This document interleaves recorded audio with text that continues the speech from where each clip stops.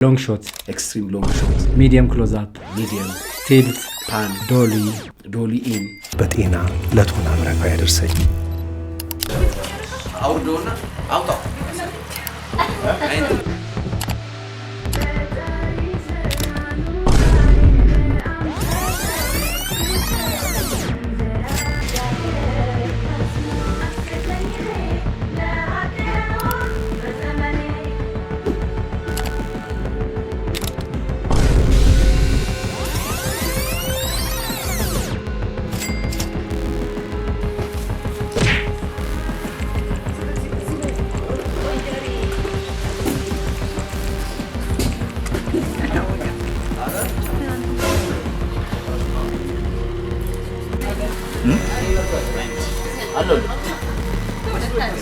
በጣም ከፍ ስለምታረቀው ቀደም አራተኛው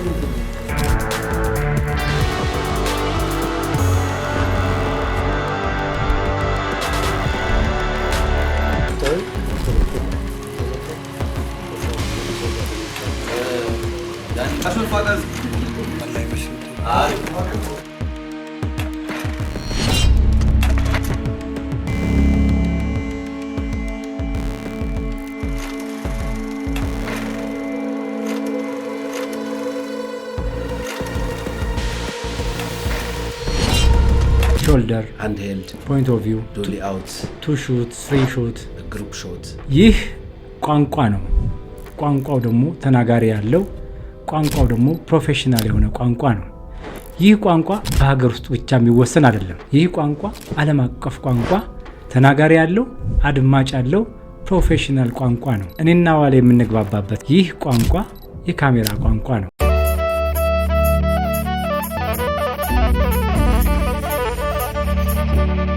ከማለዳ እስከ ምሽት ከምሽት እስከ ንጋት ሰላምና ጤና ከእናንተ ጋር ይሁን። ይህ አዲስ ምዕራፍ ፖድካስት ነው። የዛሬው እንግዳችን ሲኒማቶግራፈር ነው። የዛሬው እንግዳችን ዳይሬክተር ነው። የዛሬው እንግዳችን በርካታ የቴሌቪዥን ማስታወቂያዎች፣ የሬዲዮ ማስታወቂያዎች እንዲሁም ዶክመንተሪ ፊልሞችን በካሜራው ያስቀረ በርካታ ፊልሞችን ሰርቶ አሁንም በመውጣት ላይ ያለ ፊልም እየሰራ ያለ የመዝሙር ክሊፖችንም የሰራ የሙዚቃ ክሊፖችንም የሰራ በካሜራና በካሜራ ዙሪያ በርካታ ነገሮችን እናወራለን። አብራችሁን ከቆያችሁ ታተርፋላችሁ። አዲስ ምዕራፍን ላይክ፣ ሼር እና ሰብስክራይብ አድርጉ። ለበርካታ ሰዎች እንዲደርሱ አድርጉ። አበረታቱን።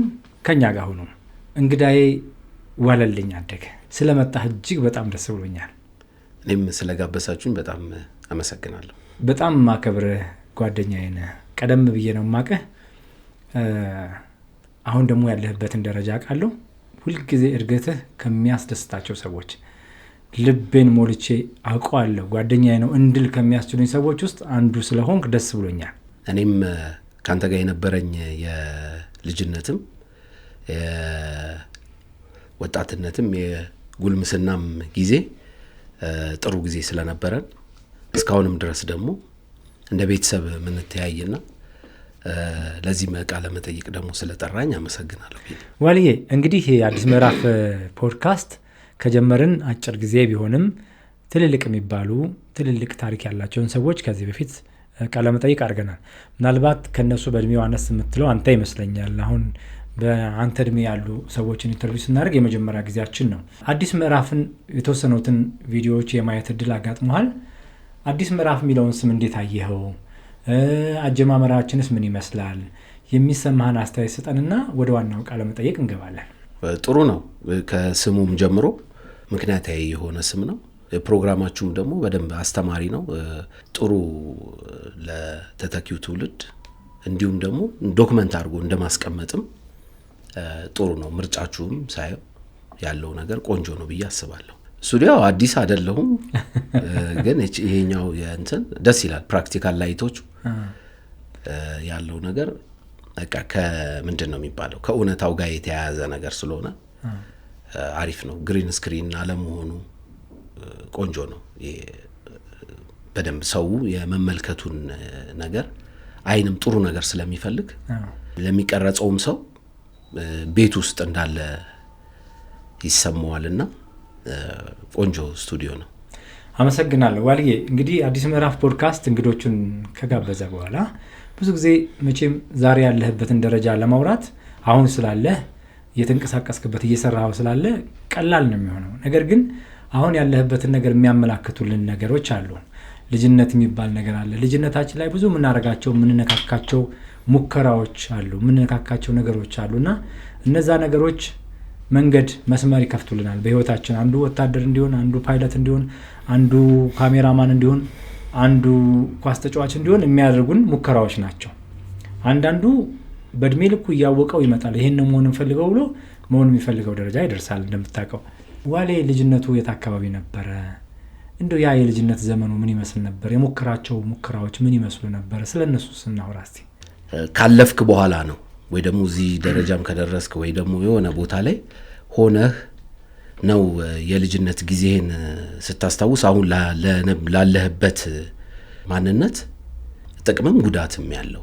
ግን አሁን እኔ ብዙ ጊዜ የሚገርም ነገር በጣም ልጅ በነበርኩበት ጊዜ ወታደር ነበር መሆን የምፈልገው። እውነት ግን ነው? አዎ በጣም። እና ከአለባበሴ ጀምሮ ያለው ነገርና ፋዘር በጣም ይናደድ ነበር። ይሄ ያው ብዙ ሰው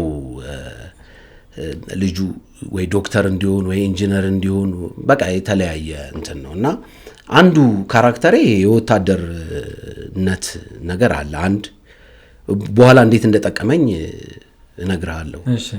ሁለተኛው ደግሞ የስፖርትም ነገር ላይ ያለው ነገር የሚታየው እግር ኳስ በመናሸንፍበት ጊዜ፣ ሩጫ በመናሸንፍበት ጊዜ ምናምን ያለው እሱ ነበረኝ። ከዛ ደግሞ ስዕል ቤተሰቦቼም ጋር ያለው ታላቅ ወንድሜም የኔም ታናሽ ወንድም ስዕል ላይ ጥሩ እንትን ነበራቸው፣ አቅም ነበራቸው እና እኔም ጥሩ ነገር ሰራ ነበር እስከ ኤሌመንተሪ በመማርበት ጊዜ። እንዴ ስዕል በቃ ከ100 በታች አግኝቼ አላቅም ነበር እና ስዕል ላይ በጣም እሱን እንግዲህ የእሱ እይታዬ አናወራም ነበር። እኔ እናንተ ትንሽ ረጅም ጊዜ ስለተለያየን ስለነበረ ለዛ ነውና እንደውም ወንድሜን ያስታወሰኝ የሚገርም ነገር በፊት የሰራዋቸውን ስዕሎች አስቀምጦ አንተኮ ሲኒማቶግራፊው ላይ እንትን ያልክበት ይሄ በጣም ጠቅመዋል ብሎኝ ማለት ነው። ይሄ ዴብዝ ምናምን የሚባለው ነገር በፊት የሰራዋቸው ምናምን ሳይ በጣም ይገርመኛል። እኔ ብዙ ጊዜ የማውራት የማስረዳት ስለሰራሁት ነገር ራሱ ከዳይሬክተሮች ጋር እንኳን ስናወራ ብዙ አውርቼ ሳይሆን እዛ ፍሬም ላይ ሰጥቻቸው ነው እንትን ማድረግ የምችለውና የዛኔ እንግዲህ እነዚህ ካራክተሮች ነበሩኝ። ስፖርት አለ፣ ስዕል አለ እና ደግሞ የውትድርናው መንፈስ አሁን ድረስ ራሱ በጣም የብሔራዊ ቡድን ጨዋታ ላይ ውትድርና ይሄ ማየው ጦርነት የሚደረጉ ነገሮች ላይ በጣም ትልቅ እንትን አለኝ። ቆዳዬ እስኪቆም ድረስ ነው እንትን የሚለው ስሜቴ አለ በቃ ውስጤ የነበረውና ያ ነገር ግን ወደ ውትድርናው በመግባት ምናምን ሳይሆን በቃ አንተ ምንድነው የወታደር ባህሪ ነው እንዴ ያለ እስክባል ድረስ ነው ያለኝ ነገር ማለት ነው። ይሄ መምራት ላይ ምናምን ይጠቅማል።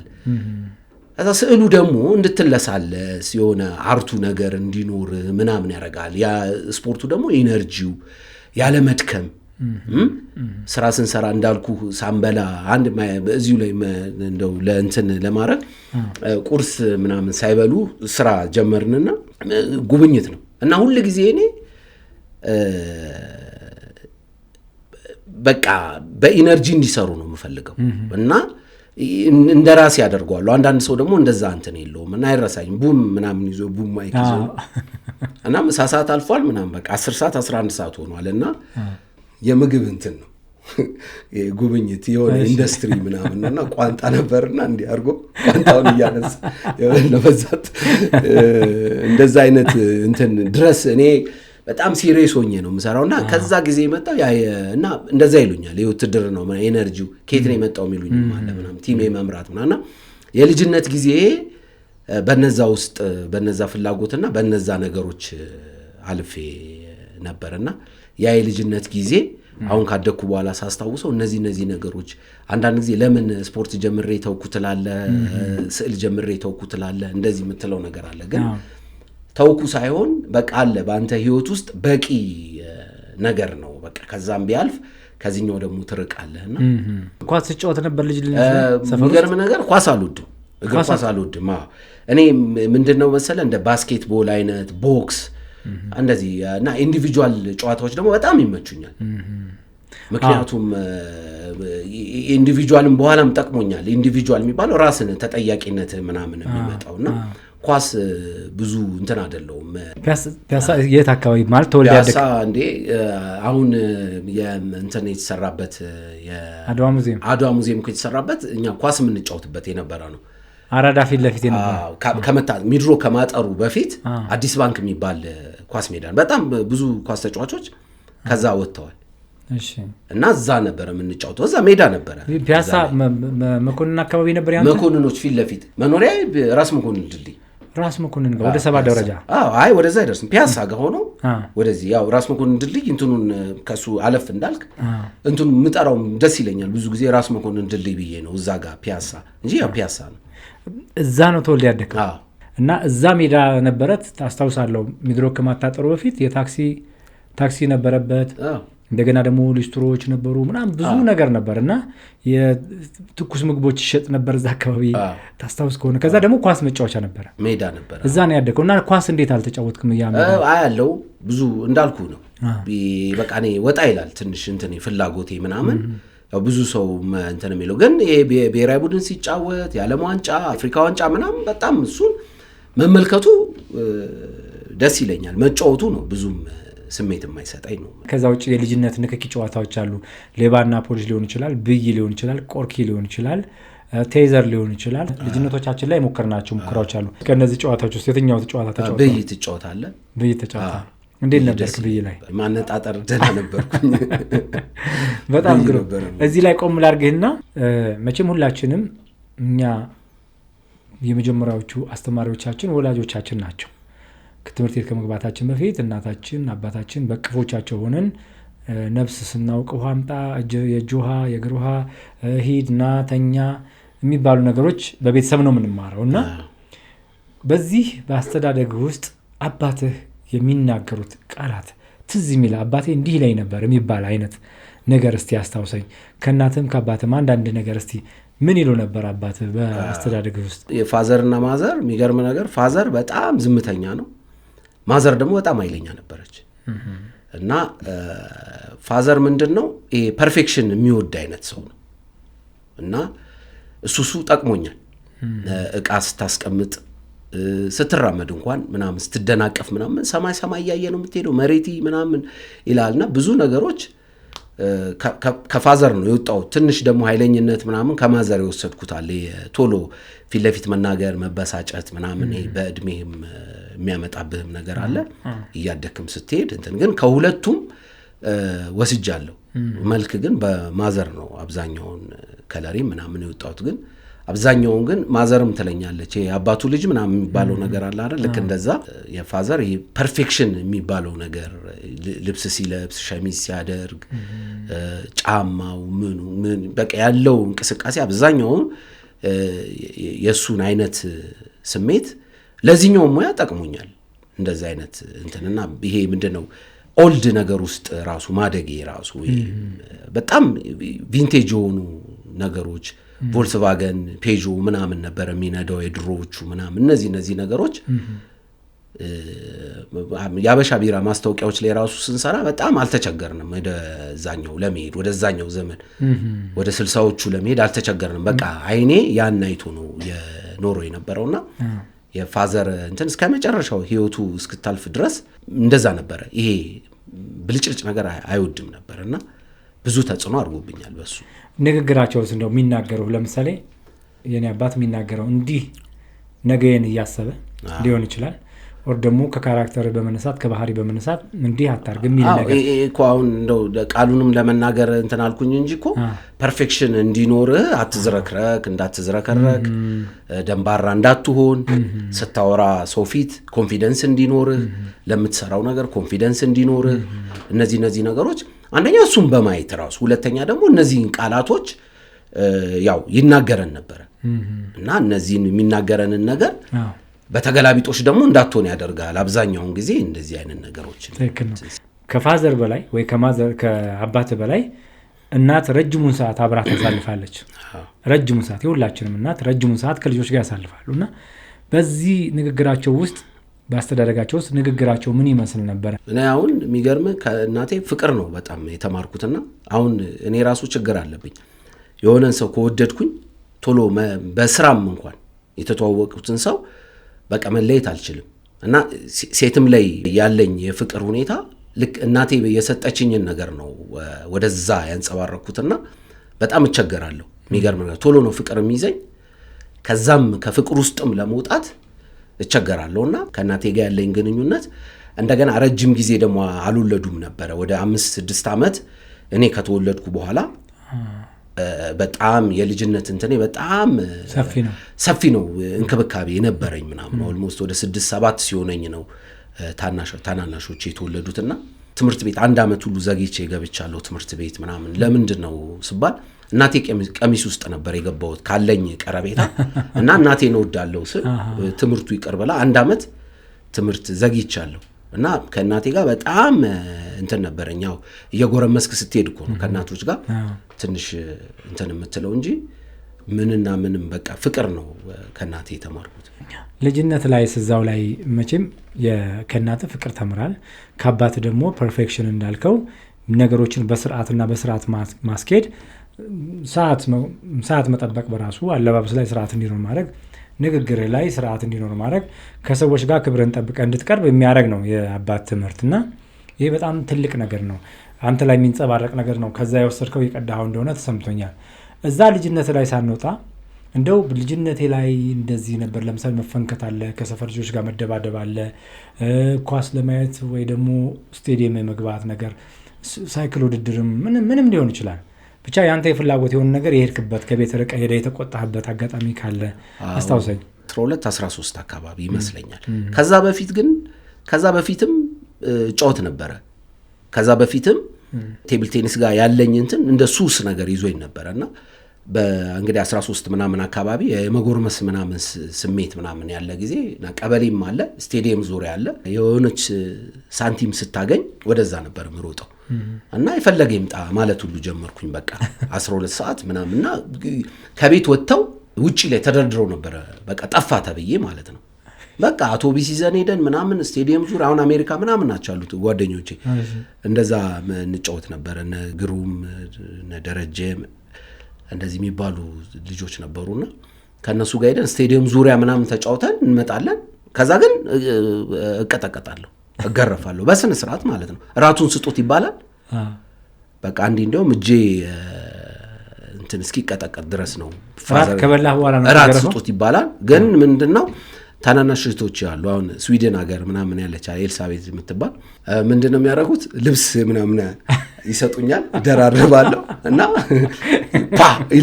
ፓ ይላል ግን የውሸት አክት አደረግ ነበር፣ አለቅስ ነበር የውሸት ትንሽ ያን አውቃለሁ። እሄዳለሁ፣ እጫወታለሁ።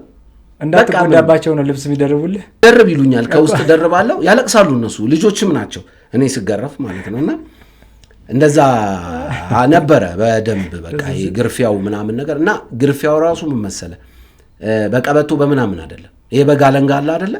የበጋ አለንጋ መሀል ሳሎናችን እንደዚህ ማለት በጣም ሰፊ ነው ቤታችንና ሳሎኑ እና የዋናው ሳሎን አለ እዚህ ጋር እንትና መሀል ላይ ነው የሚንጠለጠለው። እሷን ነው የምታየው። እሷን እያየ ነው እንትን የምትለውና ተጫውቼ እመጣለሁ። እንደምገረፍ አውቃለሁ እና ደርብ ነበር ልብስ ደርቤ ነበር የምገረፈው። ይሄን አያውቁም ነበር እስካሁን ድረስ። እንደስ ሲል የእህቶች ብልጠት ነው እንጂ ደግሞ የሚገርም እነሱ አያውቁም። ፋዘርም ማዘርም አያውቁም፣ ማንም አያውቅም። ግን ምንድነው ደግሞ እኮ ስመታው ፖ ነው እኮ የሚለው ምንድነው ይላል። ግን በጣም ከመደረቤ የተነሳ ምንም አይደርስም እንትኑና ደስ ሲል ዋው እንደዛ ደስ ይላል። ዋሌ በየህይወት ፍልስፍና ምንድነው ዋሌ? እንደየእድሜው ነው እንግዲህ እንትን እያልኩ የመጣሁትና ወደፊት ደግሞ ምን እንደሚሆን አላውቅም። ግን የሚቆም ነገር አይመስለኝም ይሄ የህይወት ፍልስፍናን ባስተካከልክ ቁጥር ይመስለኛል ወደምትፈልገው ቦታ ላይ የመድረስ እንትን ያለውና እንግዲህ በጣም ወጣት በነበርክበት ጊዜ ምናምን የነበረው እንግዲህ በጣም መፍጠን እንዳለብህ ብዙ ነገር የሚያመልጥ ስለሚመስልህ እንትን የምትለው ነገር አለ። ከዛ በኋላ ግን ደግሞ ቀዝቀዝ እያልክ ትመጣለህ። ልክ አሁን ጆኒ ራጋ እንዳለው እሳትና ውሃ ምናምን ብሎ እንዳለው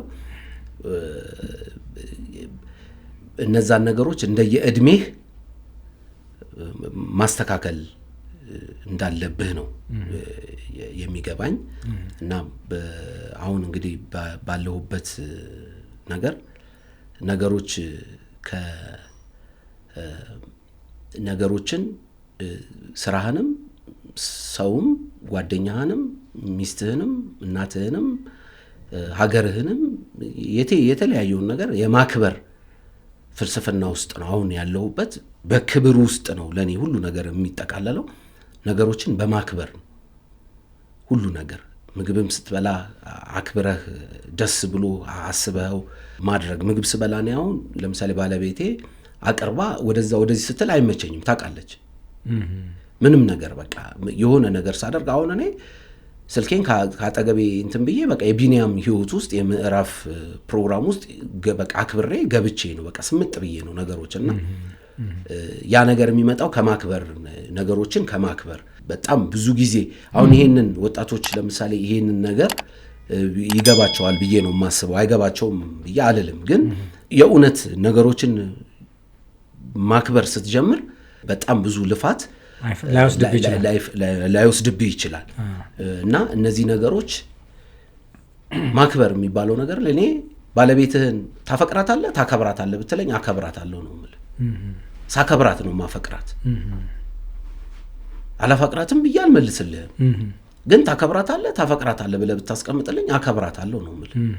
ከማክበር ነው ሁሉ ነገር የሚመጣው። እሱ ላይ ነው አሁን የኔ የህይወት ፍልስፍናዬ። ነገሮችን ከማክበር ነው ሁሉ ነገር የሚነሳው ብዬ አስባለሁ። በጣም ደስ የሚል ሀሳቤ ነው። የምንም ነገር መጀመሪያም የምንም ነገር መጨረሻም ለስኬትህም መንገድ የሚሆነው መስመርህንም የሚያበጅልህ ነገሮችን ስታከብር ነው። በምንም ነገርም ቢሆን ማክበር ስትጀምር አንደኛ ለትደርስ የፈለግከው ነገር በቀላሉ ይመጣል እያልከኝ ነው። አዎ ከእውነተኛ ማክበር ሲሆን የኔ ዓለም ልጆቼ ናቸው። እያንዳንዷ የህይወታቸው እርምጃ ለኔ ልዩ ትርጉም አላት። ምክንያቱም የእርስዎን እርካታ ከምንም በላይ ዋጋ ስለምንሰጠው ነው።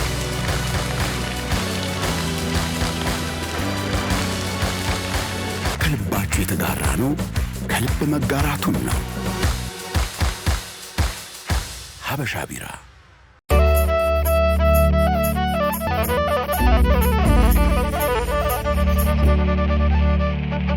ይህ አዲስ ምዕራፍ ፖድካስት ነው። እኔ ቢኒ ምዕራፍ ነኝ። አብራችሁን ቆዩ። የዛሬው እንግዳችን ዋለልኝ አደገ። በ13 ዓመትህ ወደ የቴብል ቴኒስ ተጫዋች ሆነ። ከዛ በዛ መስመር እንደገፋህበት አውቃለሁና እሱ ላይ እናውራ እስቲ። ወደ ስፖርቱ እንግዲህ በቃ በጣም ትልቅ ሱስ እኔ አልጎረመስኩም። በነገራችን ላይ ቤተሰቦቼም በህይወት ያሉ አሉ፣ ያው ይሰሙኛል ያዩኛል። ጉርምስና የሚባል ነገር አላቅም። የጎረመስከው ምን ላይ ነው ብትለኝ ቴብል ቴኒስ ላይ ነው የጎረመስኩት። ጉርምስናዬን የተጠቀምኩበት ቴብል ቴኒስ ላይ ነው። በቃ አልሰማም ማለት የጀመርኩት ሌላ እንትን ውስጥ ገብቼ ወይም ጓደኞቼ ጋር ፒያሳ ተወልደ አድገ። በነገራችን ላይ ፒያሳ ሆነ ስፖርተኛ ምናምን ሰው ይስቅብሃል። የፒያሳ ለምን መሰለ?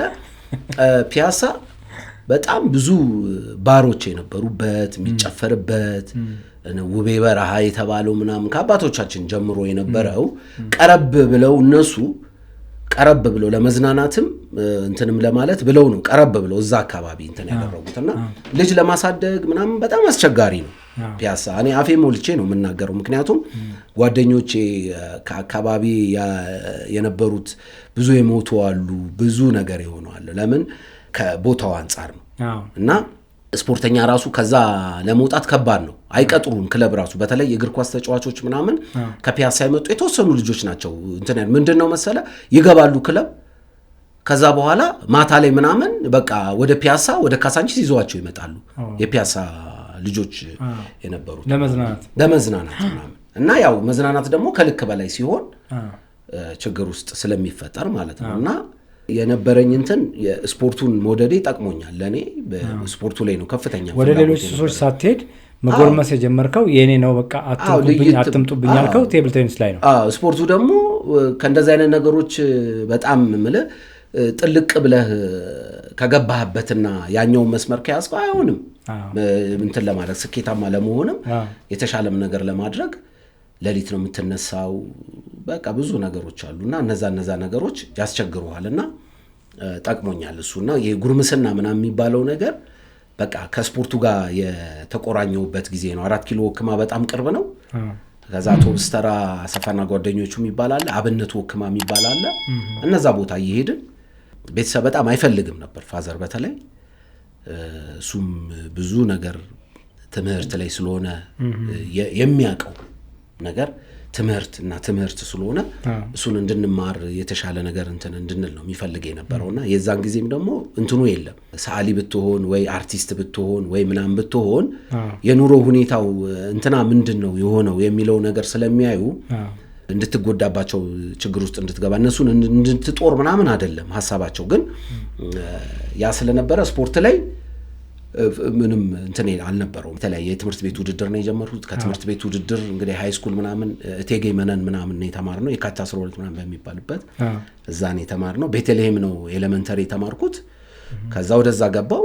ስፖርት ላይ በጣም ከፍተኛ እንትን ነበረኝ የነበረውና ቴብል ቴኒሱን ተጫውቼ ከዛ ሀገር አቀፍ ላይ እንግዲህ አንደኛ ወጣው። ቴብል ቴኒስ ገና ኤሌመንተሪ ወደ ሃይ ስኩል ከመሄድ በፊት ቤተሰብ በጣም ጥያቄ ያቀርብልህ እንደነበር ሰምቻለሁኝ። ቴብል ቴኒሱን በመጫወት ይሄ ነገር ለህይወት ይጠቅማል ወይ በሚል ክርክሮች ነበሩ። እሱን እንዴት አለፍከው? አስቸጋሪ ነው እንግዲህ አሁን ለሚመለከተውም ለወጣቱ የሄድኩበት መንገድ ትምህርት ይሆናል ብዬ ሳይሆን ትምህርት ሊሆን የሚፈልገው የሆነ ነገርን ፍላጎትህን ትክክለኛ የምትፈልገውን ነገር ላይ መማርም መስራትም ማድረግ ያለብን ካደረግ ስኬታማ እንደምትሆን ነው የሚሆነው። ግን ስሜትህን መከተል አለብህ ብዬ ነው የማስበው እና ስሜቴን ሽማግሌዎች የገቡ ነው ቤተሰብ እያስታረቁን አቁምም ተብዬ የተወሰነም ራኬቴ ምናምን ተነጥቄ ትቼ ነበር። በሌላ ልጆች እየወጣው እየተጫወትኩ እየተመለስኩኝ ምንድነው ማምሸት 12 ሰዓት በፊት ቶሎ መግባት የትምህርት ሰዓቴን እንትን ማድረግ እንደዚህ እነዚህ ነገሮችን እያደረኩ ብቻ ያቺን ጊዜ አልፍያታለሁ። ሳልፋት ግን ውጤታማ ያው ሁሉ ጊዜ ከሆነ ውጤት በኋላ ነው የሚፈቀደል የሆነ ነገር አሳየዋቸው። ልክ ነው። ለወጣቶች አፍሪካ ሻምፒዮና ስመረጥ እንደሚሄድ ሲያውቁ ግዴታ ፓስፖርት ሲወጣ ቤተሰብ መምጣት ስላለበት ይሄን ነገር ሲያይ አባቴ ምንም አልተናገረም።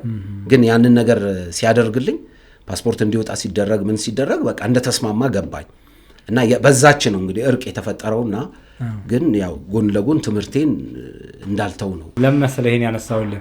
ብዙ ጊዜ ወላጆቻችን ያጡትን ሊሆኑ ፈልገው ያልሆኑትን በተለያየ በኑሮም በምንም ምክንያት ሊሆን ይችላል፣ ባለመመቸትም ሊሆን ይችላል፣ በስራም ሊሆን ይችላል መሆን ፈልገው ያልሆኑትን ነገር አንተ እንድትሆን ይፈልጋሉ። ልጄ ዶክተር ቢሆን፣ ልጄ ፓይለት ቢሆን፣ ልጄ ኢንጂነር ቢሆን ይላሉ። ልክ ነው። እዛ ጋር እኮ ስለሆነ አልተቸገርኩም ነው ማለት ስፖርተኛው ምናምን የሚለው አትሊስት እንዴ በቃ ምናምን ነው የተባለው። መጀመሪያ ወታደር ነው መሆን የምፈልገው ምናምን እል ነበረ። በጣም በቃ ለምንድን ነው ወታደር መሆን ፈልጋለሁ? አይተህ ነው ወታደሮች አይተህ ነው ወይስ አንደኛ አካባቢ እኮ አለ። አንደኛ የእናቴ ወንድም ሻምበል ጭምዴሳ የሚባል ነበርና አሁን በህይወት የለም። እሱን አንዳ ያለው ሌላም ወንድም አላት እንደዚሁ 50 አለቃ ምናምን የነበረ እና ከዛ በእኛ ጊዜ አሁን የነበረውን እኮ የምታየው ነገር የሆነ ነገር አለው የውትድርና ግን ተፈጥሮዬ ነው በቃ እኔ ስሜቴ ነው። አሁንም እንኳን አልኩ ሳይ በቃ በጣም ለወታደር ያለኝ ነገር በጣም እንትን ያለ ነው ከፍ ያለ ነገር ነውና የመቀራረብ እድሉ ነበረ ከአጎት ጋር በጣም ቁጭ ብለህ ለምሳሌ አንዳንድ ልጅ ሆነ ያቅፋል ያወሩሃል ምናምን በጣም በቃ ልብሱን ሳየው የሚሊታሪውን እሱ ነው እኮ አንደኛ ደግሞ የሚገዛህ እኮ የሚሊታሪውን ልብስ ሳይ ከዚህ በፊት ካምፕ ምናምን ይዞኝ ሄዶ ያውቃል ምናምን እነዛ ነገሮች ምናምን ሳይ መረጥኩ ማለት ነው። በቃ ወታደር ነው እንደማን አይተህ ነው ምናምን ስለልክ በቃ እነሱን እጠራለሁ በቃ እንደሱ ምናምን የሚል ነገር አለና ፋዘር ደግሞ በተገላቢጦሽ ነው ያለው ነገርና ከወታደሩ ሄዶ ህይወት ዋጋ ነው የሚከፍለው የህይወት ዋጋ ነው የሚከፍለው ከሱ ይልቅ ቴብል ቴኒሱን ቢጫወት ይሻላል የሚል ዞር አለ እኮ ዞሮ ሀገርን የመወከል ነገር አለ አይደል? በቃ እሱ የሆነ ነገር አለ በቃ ውስጤ ልክ እንደዛ አይነት ነገሮች ነበር። በጣም አሪፍ። ስለዚህ እዚህ እንደው አሁን ያሉ ወላጆች ልጆቻቸውን መቼም እያሳደጉ ይሰሙናል። ይሄን ፖድካስት የሚከታተሉ ወላጆች አሉ። ልጆች ሆነው ሙከራ የሚሞክሯቸው ቴብል ቴኒስም ይሁን ኳስም ይሁን መረብ ኳስም ሩጫም ይሁን ፊልምም ይሁን ሙከራ ይሞክራሉ እና ወላጆች የመከልከል ባህሪ አላቸው። አንተ ይሄ ላንተ አይሆንም አንተ እንደዚህ መሆን ያለበት እያሉ አቅጣጫ ይሰጣሉና ልጁ ስሜቱን ተከትሎ የሚፈልገው ነገር እንዳይደርስ የነዛ ክልከላዎች ከመስመር ያስወጡታልና ምን የምትለው ነገር አለ? እኔ ደግሞ ቢኒ ይሄን ነገር በተገላቢጦች ነው ማስበው። እሺ ምንድነው በዛው ይቀጥሉ ነው ምለው። እኔ አሁን አንዳንዴ ምን አለ መሰለ እኔ የመጣውበትን ነገር ነው ማየው። አንዳንዴ ሙሉ ለሙሉ እንትኑን ስሰጣቸው አይተናል እኮ ብዙ ነገር ገብቷል። ብዙ ነገር አይተናል።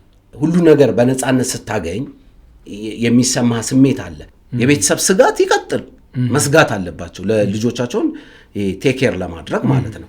ግን ስጋት ውስጥ ግን በማያውቀው መንገድ እስቲ ለቀቅል አድርገው ምናምን እየተባለም ልክ እኔ ቤተሰብ እኮ ዞሮ እንደዛ ነው ያደረጉኝ። ለቀቅ ማድረግ ነገር ማለት ነው። ራኬቴ ተደብቆ ነበረ ምናምን ከዛ በኋላ ደግሞ ለቀቅ ማድረግ ነገር ምናምን አለ እና መስመር ይዙ ለራሳቸው መስመር እንዲይዙ እንደ መከታተል ምናምን።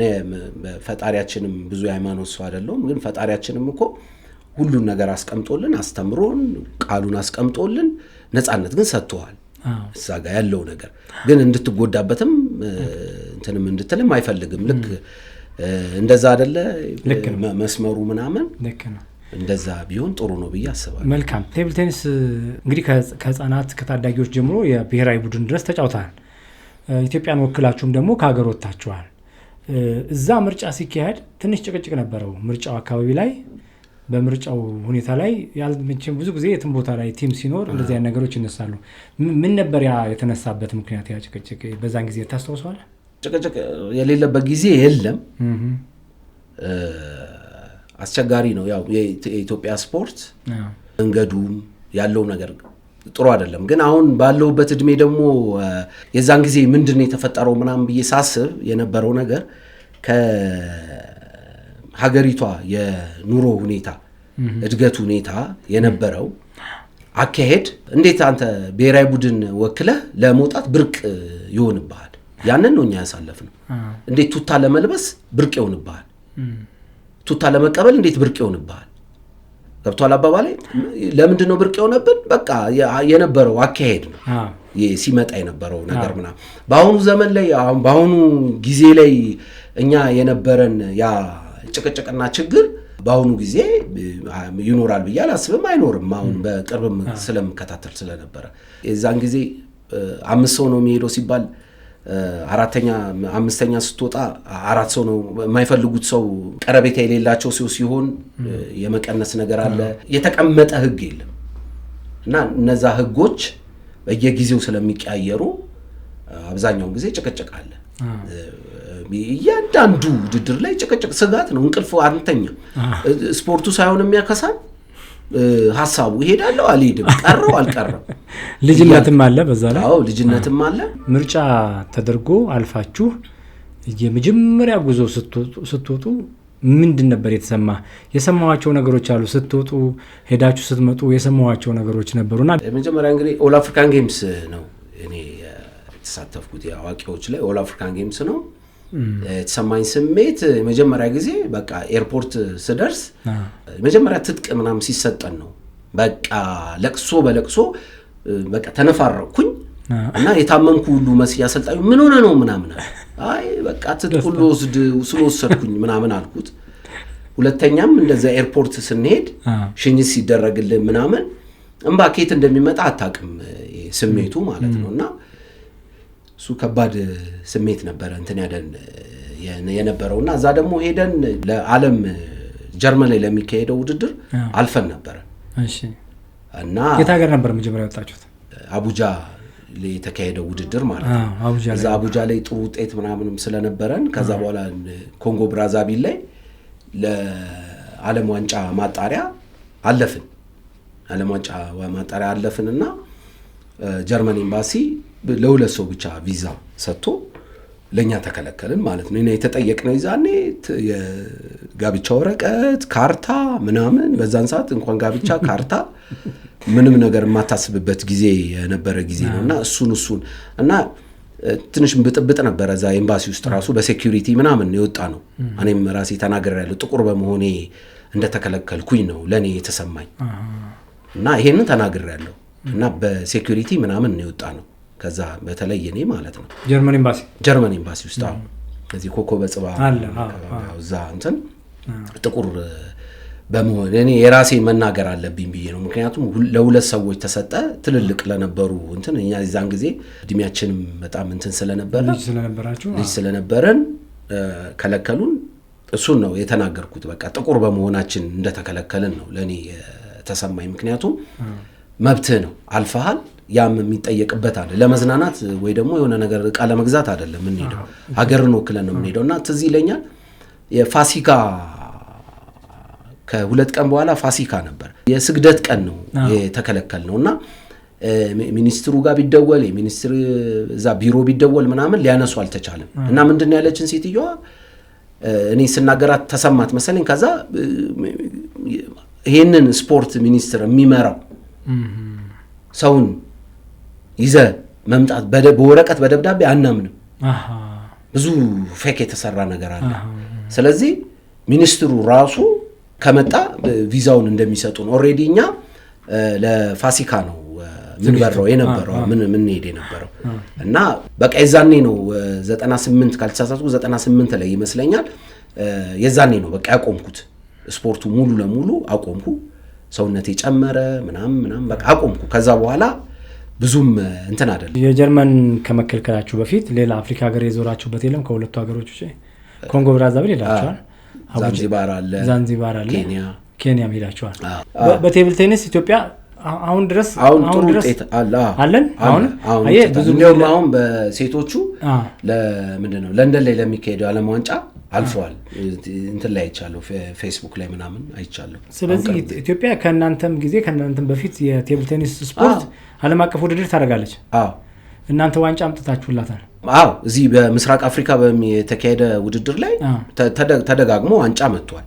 በአፍሪካ ሻምፒዮናም ላይ እኔ በነበርኩበት ቲም ሁለተኛ ወጥተናል። ከግብጽ ቀጥሎ ቱኒዚያን አሸንፈን ሁለተኛ ወጥተናል። ተጠያቂነት ያለው የግል ስፖርት ላይ ነው። እኔ የምጠይቀው እንደ ቲም አልጠየቅም፣ ለዛም ነው ምርጫ ያደረኩት በላልና በግል ያስመዘገብከው ውጤት ምን ድረስ ነው? አሁን ኢትዮጵያኖ ክለብ ስትጫወት እንደ ቲም ነው የምትጫወተው።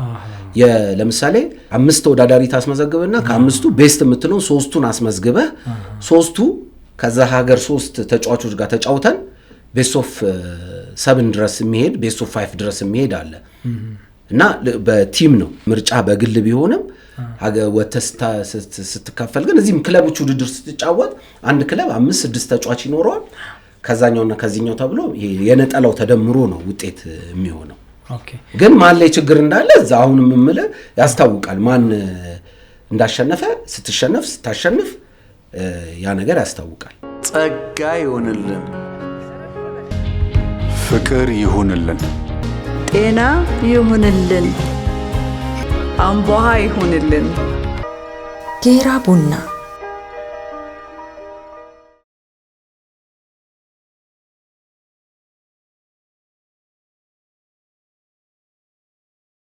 ከማለዳ እስከ ምሽት ከምሽት እስከ ንጋት ሰላምና ጤና ከእናንተ ጋር ይሁን። ይህ አዲስ ምዕራፍ ፖድካስት ነው። የዛሬው እንግዳችን ዋሌ እለዋለሁ ጓደኛዬ ነውና ሲኒማቶግራፈር ነው። ነገር ግን ከሲኒማ በፊት የነበረው የስፖርት ሰውነት በተለይም ደግሞ ቴብል ቴኒስ ኢትዮጵያን ወክለው ከጓደኞቹ ጋር በተለያየ ሀገር ዞረዋል።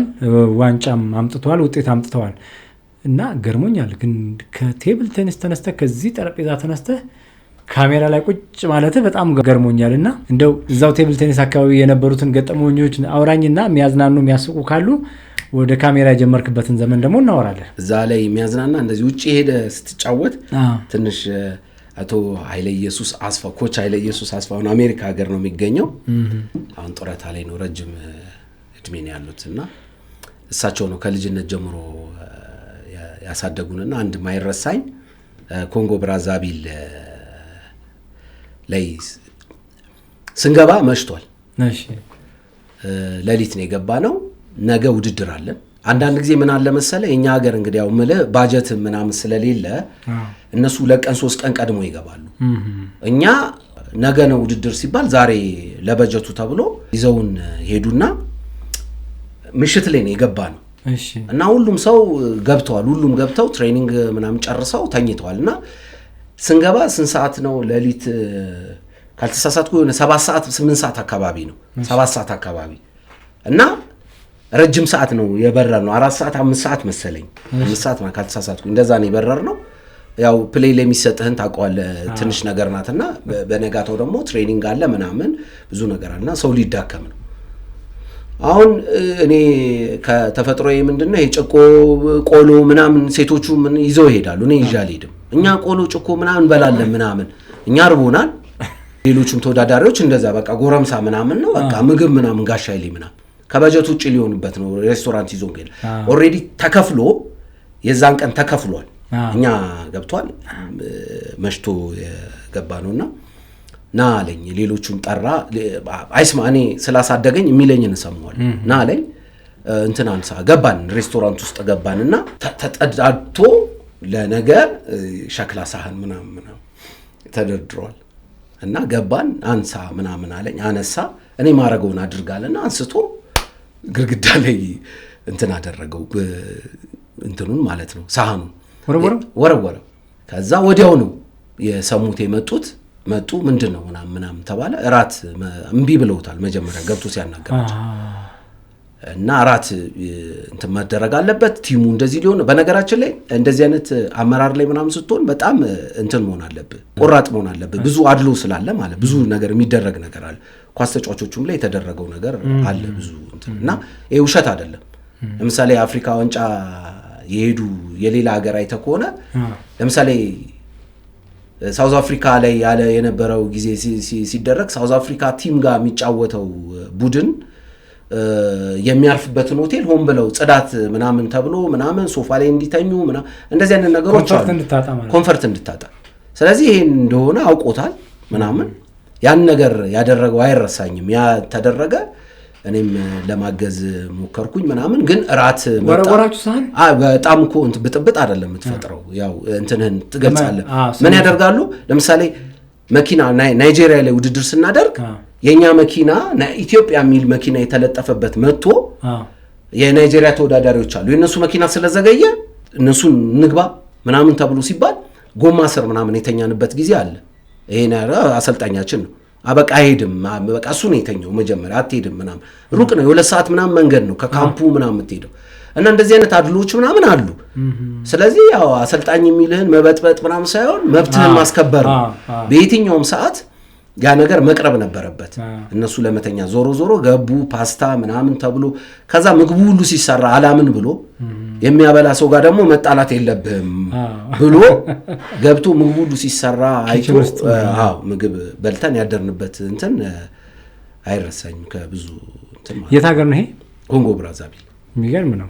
መቼም እንዳልከው ነው በስፖርትም ሆነ በተለያየ የቡድን ውስጥ ሀገሮች ወጣ ከሀገር ውስጥ ኖርክ ብዙ ነገሮች አሉ። እንዴ ተንኮሎች አይጠፉም፣ አድሎዎች አይጠፉም እና እንደዚህ አይነት ገጠመኞች ደግሞ ሞር ያዝናናሉ፣ አይረሱም። ኢትዮጵያ በበርካታ ነገር ስፖርቶች ትታወቃለች። በሩጫው፣ በኳሱ፣ በሌሎችም ስፖርቶች መረብ ኳስን ጨምሮ ትታወቃለች። ብዙ ቦታ ትሳተፋለች። ግን ያን ያህል ነጥሮ በዓለም አቀፍ ደረጃ እስካሁን የወጣ ስፖርት ከሩጫ ውጪ የለንም። አሁንም ድረስ ኢትዮጵያ እየተጫወተች ነው። አንተ መቼም ልምዱ አለህና ይሄን ነገር ስታይ አሁን በእኛ ጊዜ እንዲህ አይነት ነገር ነበረ፣ ለዚህ ነው ውጤታማ ይሆን ነው፣ አሁን ደግሞ እንዲህ ቢሆን የተሻለ ይሆናል የምትለው ሀሳብ አለ?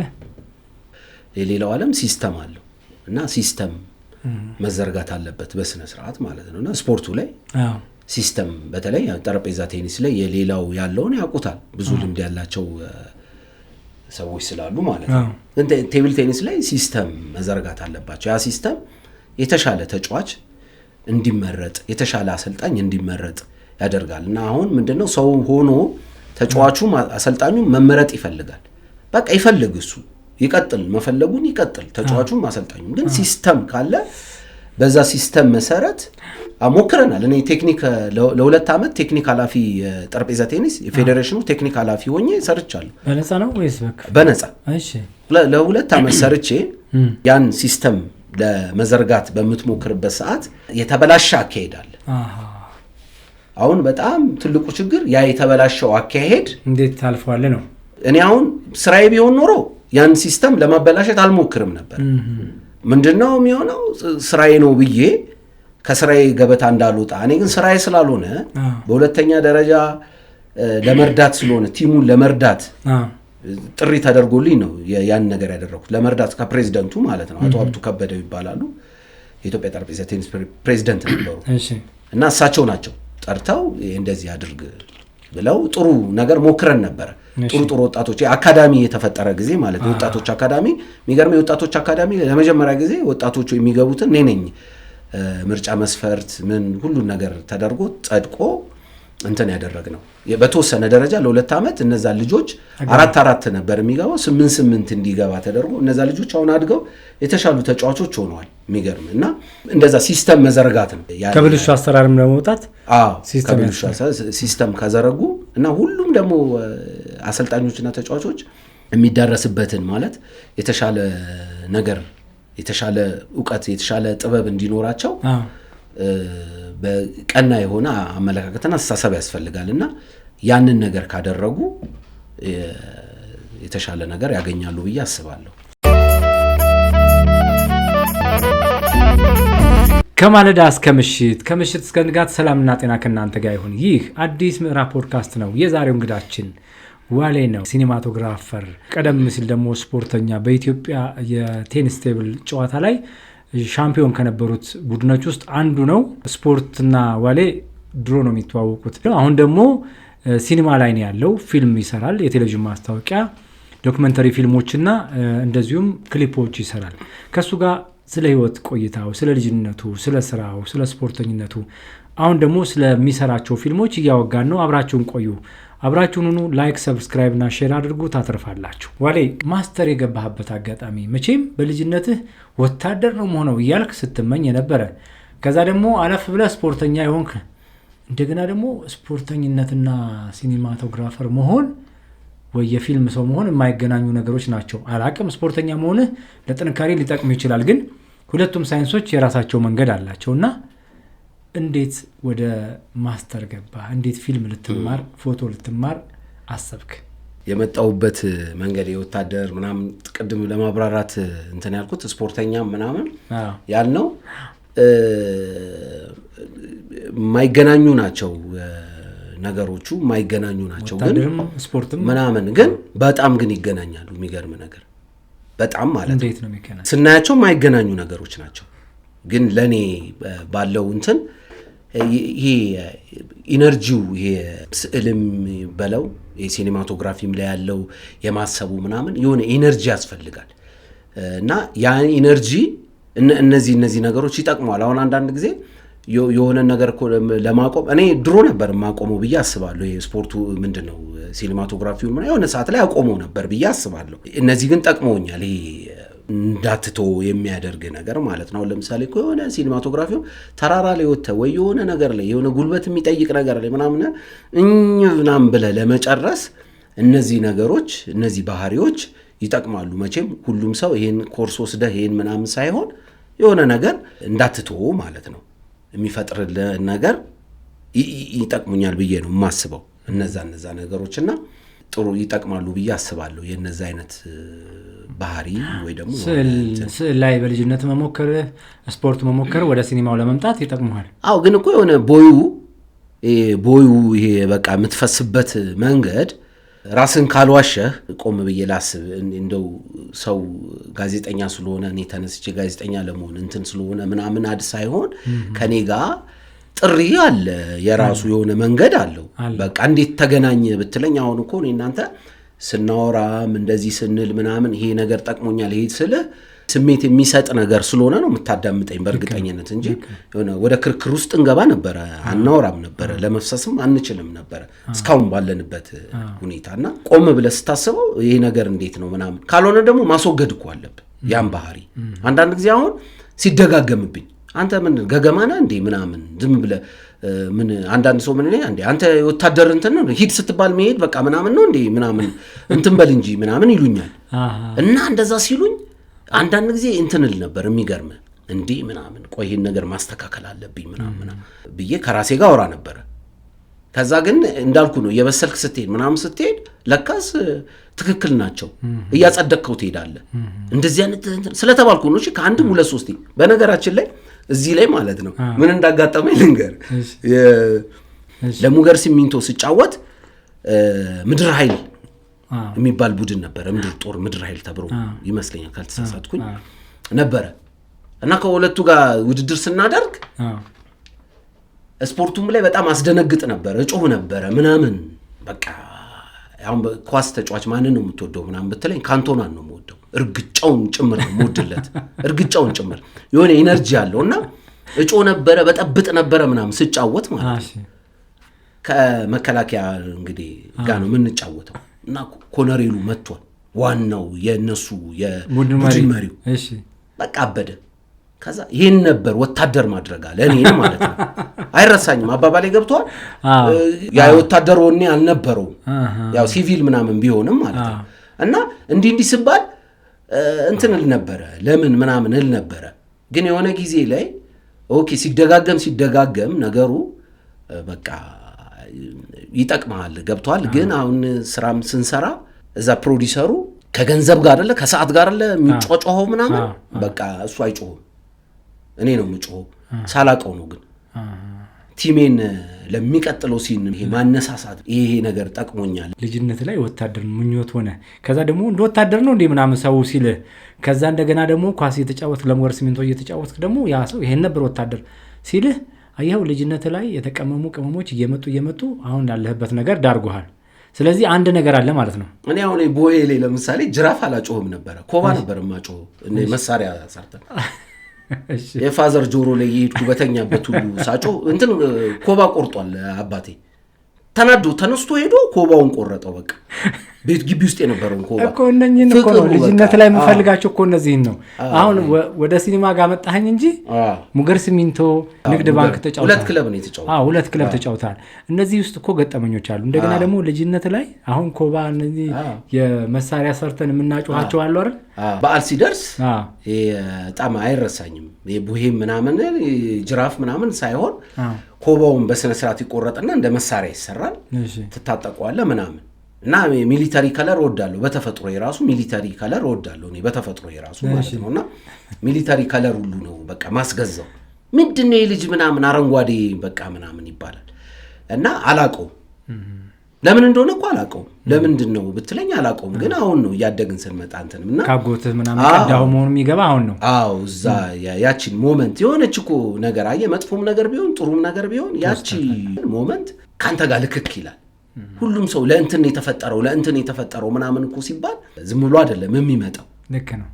ወይም ሰው ደግሞ እንትን አይደለም ይሄ ልክክ የሚለው አለ አንዳንድ ቦታ ካለሙያው ገብቶ የሚያበላሽ ሰው እንዳለ ሁሉ ሄዶ ሙያው ላይ ልክክ የሚላለና ውትድርናው እንትን ይሄን ሳላቀ ይሄን ተደማምሮ ነው ስታገኝ በቃ ልጆች ስታይ ወንድሜ ጅራፍ ሲያጮህ አንዱ ምናምን ችቦ ሲሰራ ምናምን እኔ ምን ላይ ነው የምገኘው? ሳጮህ ነው የምገኘው እንትኑ ላይ ነው በቃ።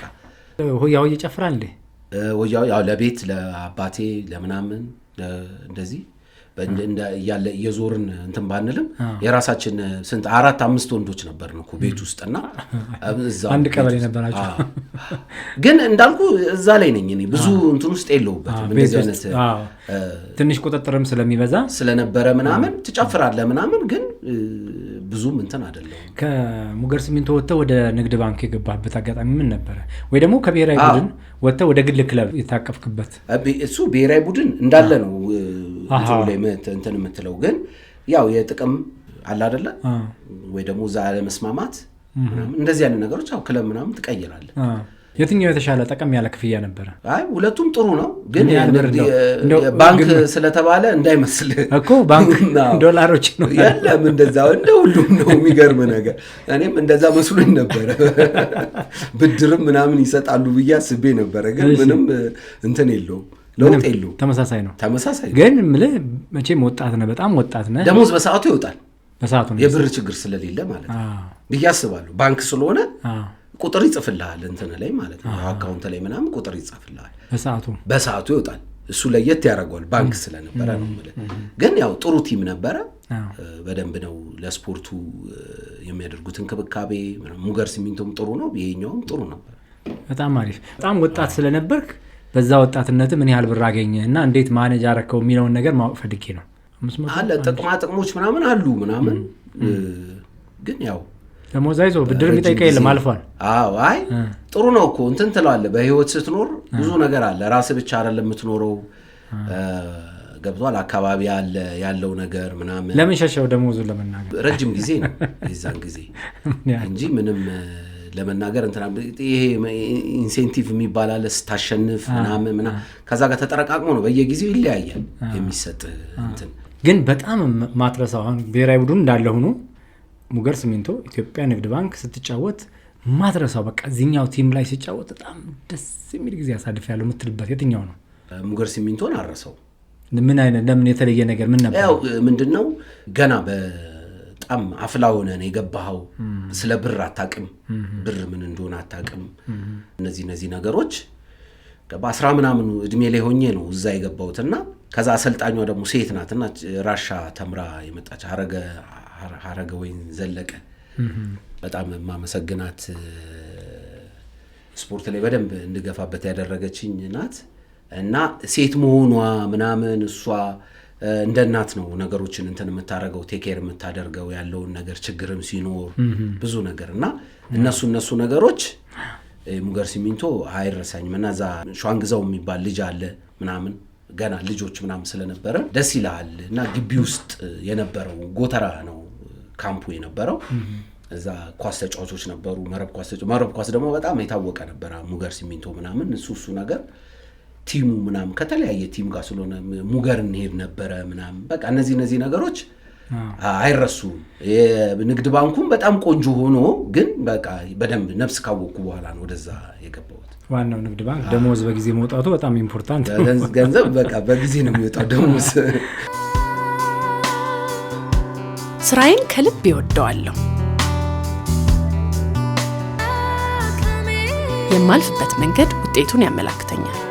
ስኬቴን በካሚላ ወይን አጣጥማለሁ። ካሚላ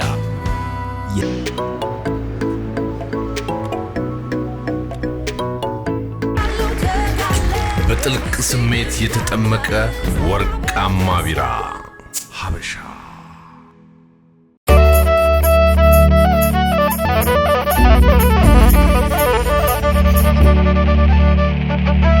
ሀገራችን ውስጥ ከነበሩ የፊልም ተቋማት በተለይም ደግሞ አሁን ላይ ፊልም ላይ ተጽዕኖ የፈጠሩ በጣም በርካታ ወጣቶች የወጡባቸው ትምህርት ቤቶች ነበሩ። አንደኛውና ዋናው ማስተር ነበር። እንደምታውቀው በርካቶቻችን ከዛ ነው የወጣ ነው። ማስተር የገባህበትን አጋጣሚ ንገረኝ። ከስፖርቱ ዘለህ ወደ ማስተር ፊልም ለማጥናት የገባህበትን። ትምህርት ቤት የገባሁበት ሞመንቷ በዛ በአምባሳደር ስናልፍ እህቴ አየች። ለምንድነው ገና መኪናው እየሄደ ይሄ ነው አየች። ወደ ኋላ መለስልሃለሁ ግን ሳወራው በቃ የፊልም ስቶሪ ለራሴ ስለሚመስለኝ ነው። አየች። ለምንድነው ማትመዘገበው? መኪናው ገባ ግቢ ውስጥ ተመዘገብን። የ1 ዓመት ተከፈለ። ማስተር ፊልም ማሰልጠኛ ተቋም ትዝ ይል እንደሆነ ቢኒ አዜብ ነበር የምትባለው። አዜብ ከበደ ሳትሆን አዜብ ጸሐፊዋ ልክ ነው። እሷ መዘገበችኝ። የ1 ዓመት ተከፈለ። ከዛ ትምህርቱን ጀመርኩኝ። 1 ቀንም ቀርቼ አላውቅም። እንዴት ልታስመዘግብ ቻለች? የእሷን ሰርግ የሆነ ሶኒ የሚባል ካሜራ ነበረ፣ ለቤተሰብ የተሰራች ካሜራ። በላይ ቪዲዮ እየሰራ ሰርጋቸውን የእህቴን ሰርግ እየሰራ ስዊድን ሀገር የምትኖር እህት አለችኝ። እሷ ያን ካሜራ አምጥተህ እስቲ ዋሌ እስከዛ ድረስ ማታ ምናየው ቅረጽ በቃ የሲኒማቶግራፊ ወይም ደግሞ ዋለልኝ የሚባለው ሲኒማቶግራፈር እዛ ጋ ነው ሹመትም ስልጣኑም ምኑም የሰጠችኝ። ታላቅ እህቴ ምን እንደታያት አላውቅም። ያስመዘገበችኝም እሷ ናት ያስመዘገበችኝ።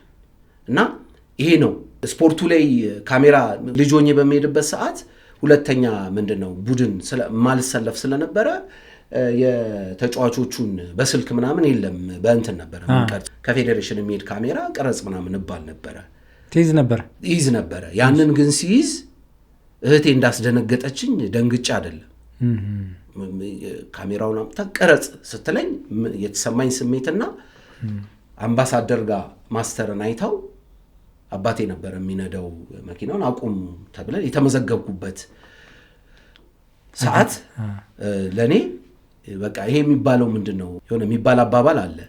ቀልብ የሚደነግጠው ምናምን የሆነ ሚስትህን ስታይ ባል ምናምን የሚባለው ነገር አለ አይደል? ከዛ የዓመት ተከፍሎ ሲጀመር ከዛ ማስተር ፊልም ፕሮዳክሽን ደግሞ እንዴት ገባው የሚባል አንተም የዛ የህይወት ተካፋይ ስለሆንክ ማለት ነው። ምንድነው የተፈጠረው? ስልክ ተደወለልኝ ተማሪ ሆኜ ካሜራ ጨርሼ ኤዲቲንግ ላይ ባለውበት ሰዓት በቃ እዛ ግቢውን በአንድ ግራ አቆሜዋለሁ። በችሎታ ሳይሆን በፍቅር በካሜራ ፍቅር ግቢውን በአንድ ግሬ ነው በቃ። አምባሳደር አሁን የኢትዮጵያ ንግድ ባንክ የተሰራበት ቦታ ላይ እዛ ነበር ማስተር ፊልም ትምህርት ቤት የፊልም ማሰልጠኛ ተቋም ነበር። እና እዛ ግቢ ውስጥ ከሁሉም ልጆች ጎልታችሁ ትታዩ ነበር። አንተና ግሩፖች ጎልታችሁ ትታያላችሁ። በር አካባቢ ትቆማላችሁ።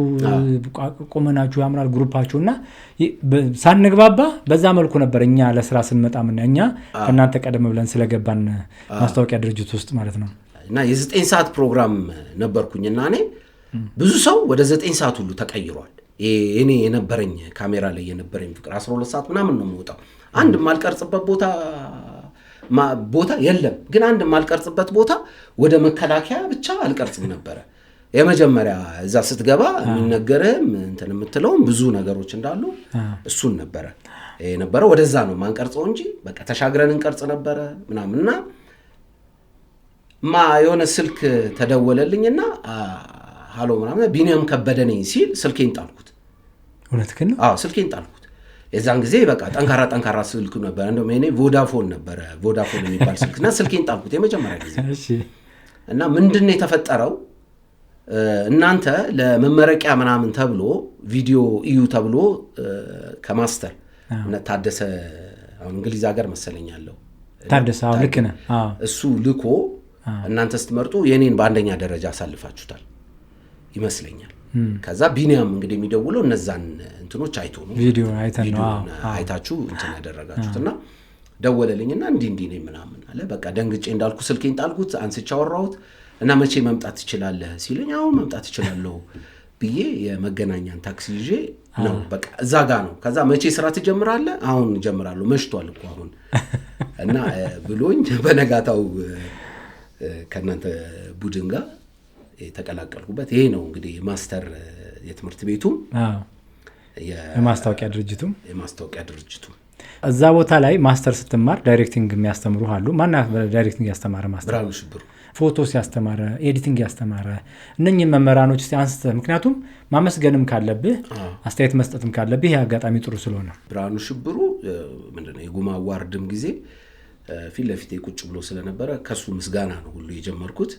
ማመሰግነው በጣም ማከብረው በቃ እንድመሰጥ በቃ እዚህ ሙያ ላይ ይሄ ካሜራ ከማንሳት በላይ ወይ ደግሞ ዳይሬክት ከማድረግ በላይ ወይ ደግሞ ከተለያየ እዚህ ላይ ያሉት ዲፓርትመንቶች ምን እንደሆኑ በቃ በጥበብ መንገድ ምን አይነት ማለት በፈለከው መንገድ ማየት ሁሉ እንደምትችል የተቀመጠ የተጻፈ ህግ ፊልም ላይ የተጻፈ ህግ አንተ እንድትማርበት ወይ ደግሞ አንተ መስመር እንድትይዝበት ነው እንጂ በቃ በየቀኑ ፍልስፍና ውስጥ እንድንገባ በየቀኑ ራስን እየቀየርክ የምትሄድበትን እይታ እንዳይ ካደረገኝ የፊልም ባለሙያ በጣም ከማከብረው ብርሃኑ ሽብሩ አንዱ ነው።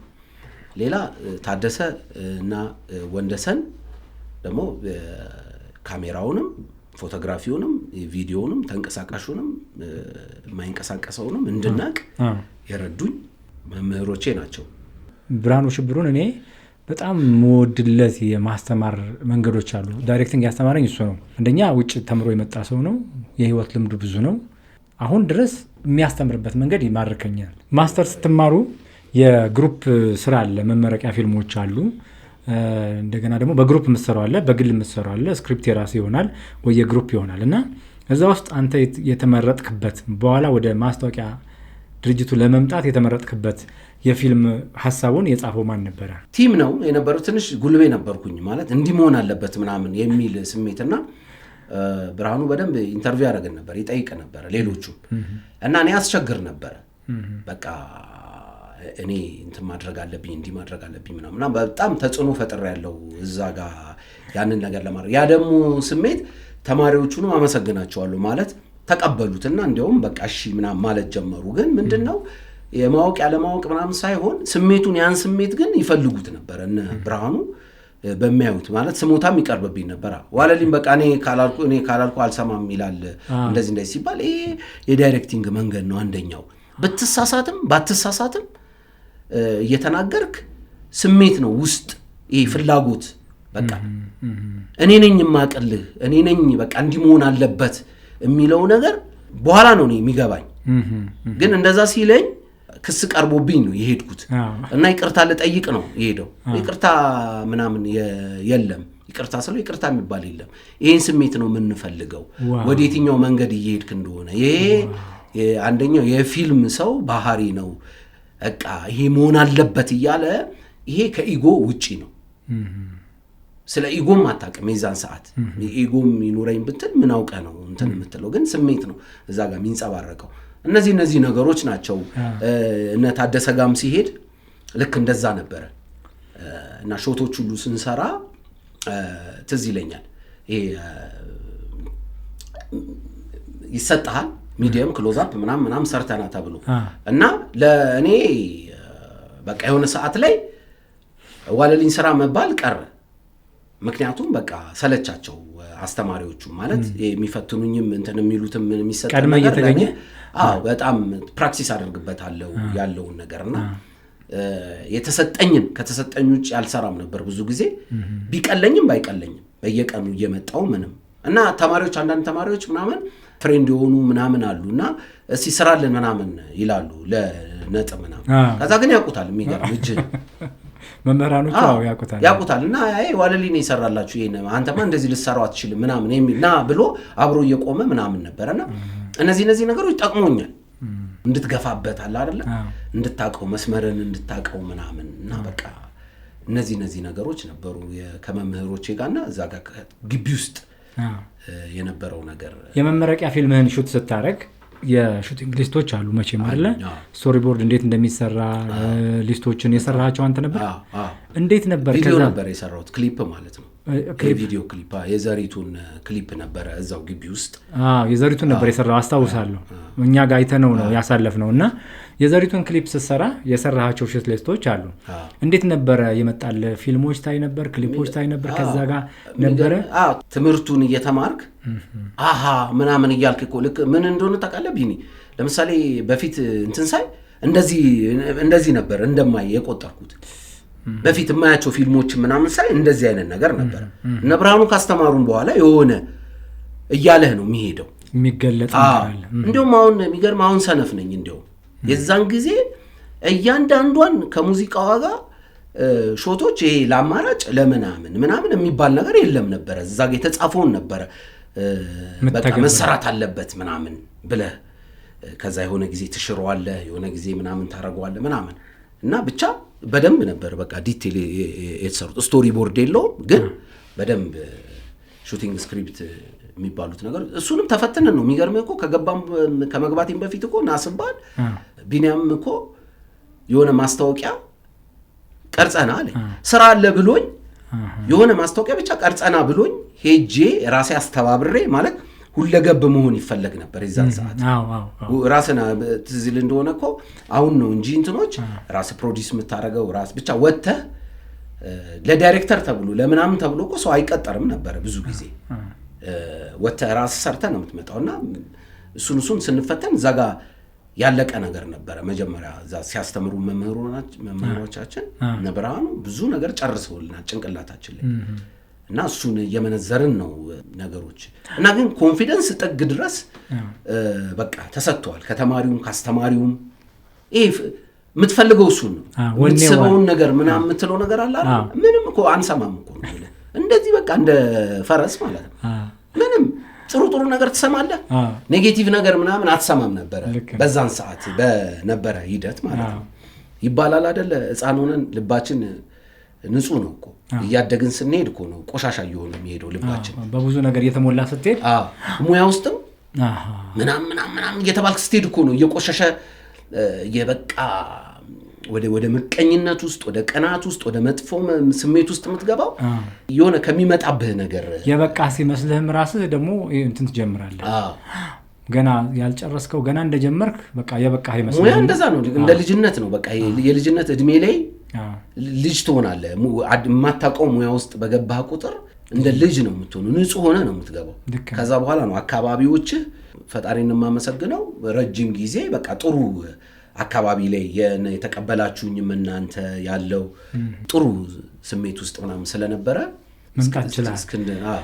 ኮንፊደንስ ይጨምርልሃል። ብርሃኑ ሲያስተምር አይተው ከሆነ ዋይት ቦርድ ላይ ከሚጽፈው በላይ በአካል እየተንቀሳቀሰ በህይወቱ ያሳለፈውን ውጣ ውረድ ከጓደኛው ጋር ከገርል ፍሬንዱ ጋር ውጭ ሄዶ ሲማር ከጓደኞቹ ጋር ዶርም ጋር የነበረውን ነገር መቶ ኢትዮጵያ ውስጥ ፊልም ሲሰራ እና ፈረንጅ የሚባሉ ፊልሞች ሲሰሩ ታስታውሳለህ? በጣም ስለ ፈረንጅ የሚባል ፊልም ሲሰራ ሄሊኮፕተር ዙሪያ ሱራሱ የሰራቸውን በህይወት ዙሪያ እነዚህን ከሱ እየቀነጨበ ሲያስተምርህ ንግግሩ፣ ድርጊቱ፣ ፊቱ ምናምን በቃ የመሆን ፍላጎት እዛ የመድረስ ፍላጎት ያድርብሃልና እንዳልከው ነው በመንፈስ ውስጥ የሚገባ ትልቅ የማስተማር መንገድ ነበር የሚያስተምረው ብርሃኑ ሽብሩና በዚህ አጋጣሚ መምህር ብርሃኑ ሽብሩን ሳናመሰግነው አናልፈም። በጣም ብሬ በጣም እንትን ነው፣ ምንም የሚቆጠበው ነገር የለም።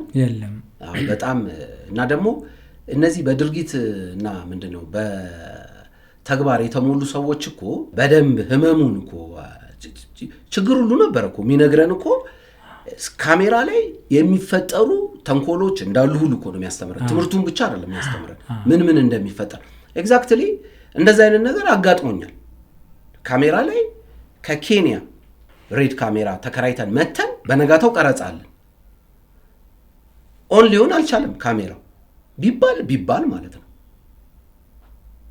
ይሄ እንግዲህ ኤግዛክትሊ ብርሃኑ የዛሬ 10 ምናምን ዓመት የነገረኝ ነገር ነው ሀፕን ያደረገው እና ዳይሬክተር ፕሮዲዩሰሮች ምናምን ደግሞ የመጡት ከህንድና ከቱርክ ምናምን ነው የመጡት እና ለሊቱ ሙሉ እንቅልፍ ሳንተኛ ካሜራውን ከኬንያ ነበረ ይዞልን የመጣው ልጁ ስንል ኦኬ ኦን አሎን ነው መጨረሻ ላይ ሊነጋብን ምናምን ሲል ኦን አሎን ነው ያለው አለን ማለት ነው። ኦን አሎን ካለ ኦን የሚያደርገው ምንድን ነው? ኦን የሚያደርገው ባትሪ ነው። ባትሪውን መሞከር አለብን ነው ያለ። ኦኬ ስለዚህ ሌላ ባትሪ መጣ፣ አይሆንም። ስለዚህ እስቲ ባትሪውን ተብሎ ባትሪውን ስንፈታው ባትሪው ወደ ይሄኛው ባትሪ ጋር ቪ ማውንት ነው የሚገናኝበትን በፕላስተር ተለጥፏል። እሺ በቃ ያ ነው።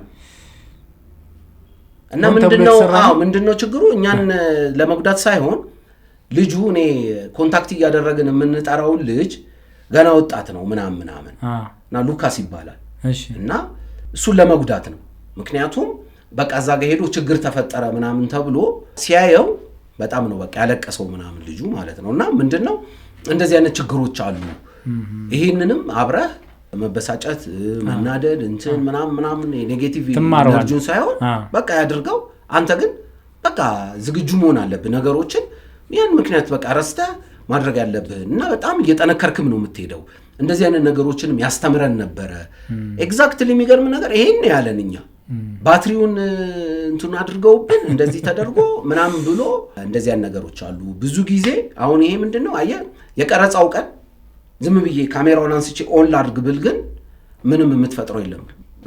ራን ማድረጉ ለወጣቱ እርግጠኛ በተለይ ከተማ ውስጥ ሁሉ ስትወጣ ወይ ከሀገር ስትወጣ ምናምን እነዚህ እቃዎችም ተከራይተ ምናምን ስትሰራ ነገሮችን ከቀረጻው በፊት ማለት ነውና ትልልቅ እንደዚህ አይነት ችግሮች 3-4 ጊዜ አጋጥመውናል። በእንደዚህ አይነት ፒኤል ሌንስ ሆኖ አዳፕተር ሳይመጣ የመጣም ጊዜ አለ። ይሄም ሆን ተብሎ የተደረገ ነው ገብቷል። እና ሌንሱን ትፈልገዋለህ ወይ ደግሞ ሌንሱ እዚህ ሀገር ላይ ኖር ይችላል፣ በኢኤፍ ማውንት መስራት ትችላለህ። እንደዚህ አይነት ነገሮች አሉ የሚያጋጥሙ ነገሮች የሳውንድ ቃም ላይ ምናምን ብዙ ነገር እንደዚህ አይነት ነገርና ይሄ ነገር ሲያጋጥም እንደዚህ አድርጎብኝ ነው ምናምን የሚል ነገር የለም። ትምህርት ላይ ነው የምትመለሰው። ጥንካሬ የሚሆን እሱ ነው። አሪፍ ጨዋታ ነው እያጫወትከኝ ያለው። በአብዛኛው በተለይ በእኛ ሙያ ውስጥ ያሉ ሰዎች ይሄን አብረውን እንደሚሆኑ እርግጠኛ ነኝ።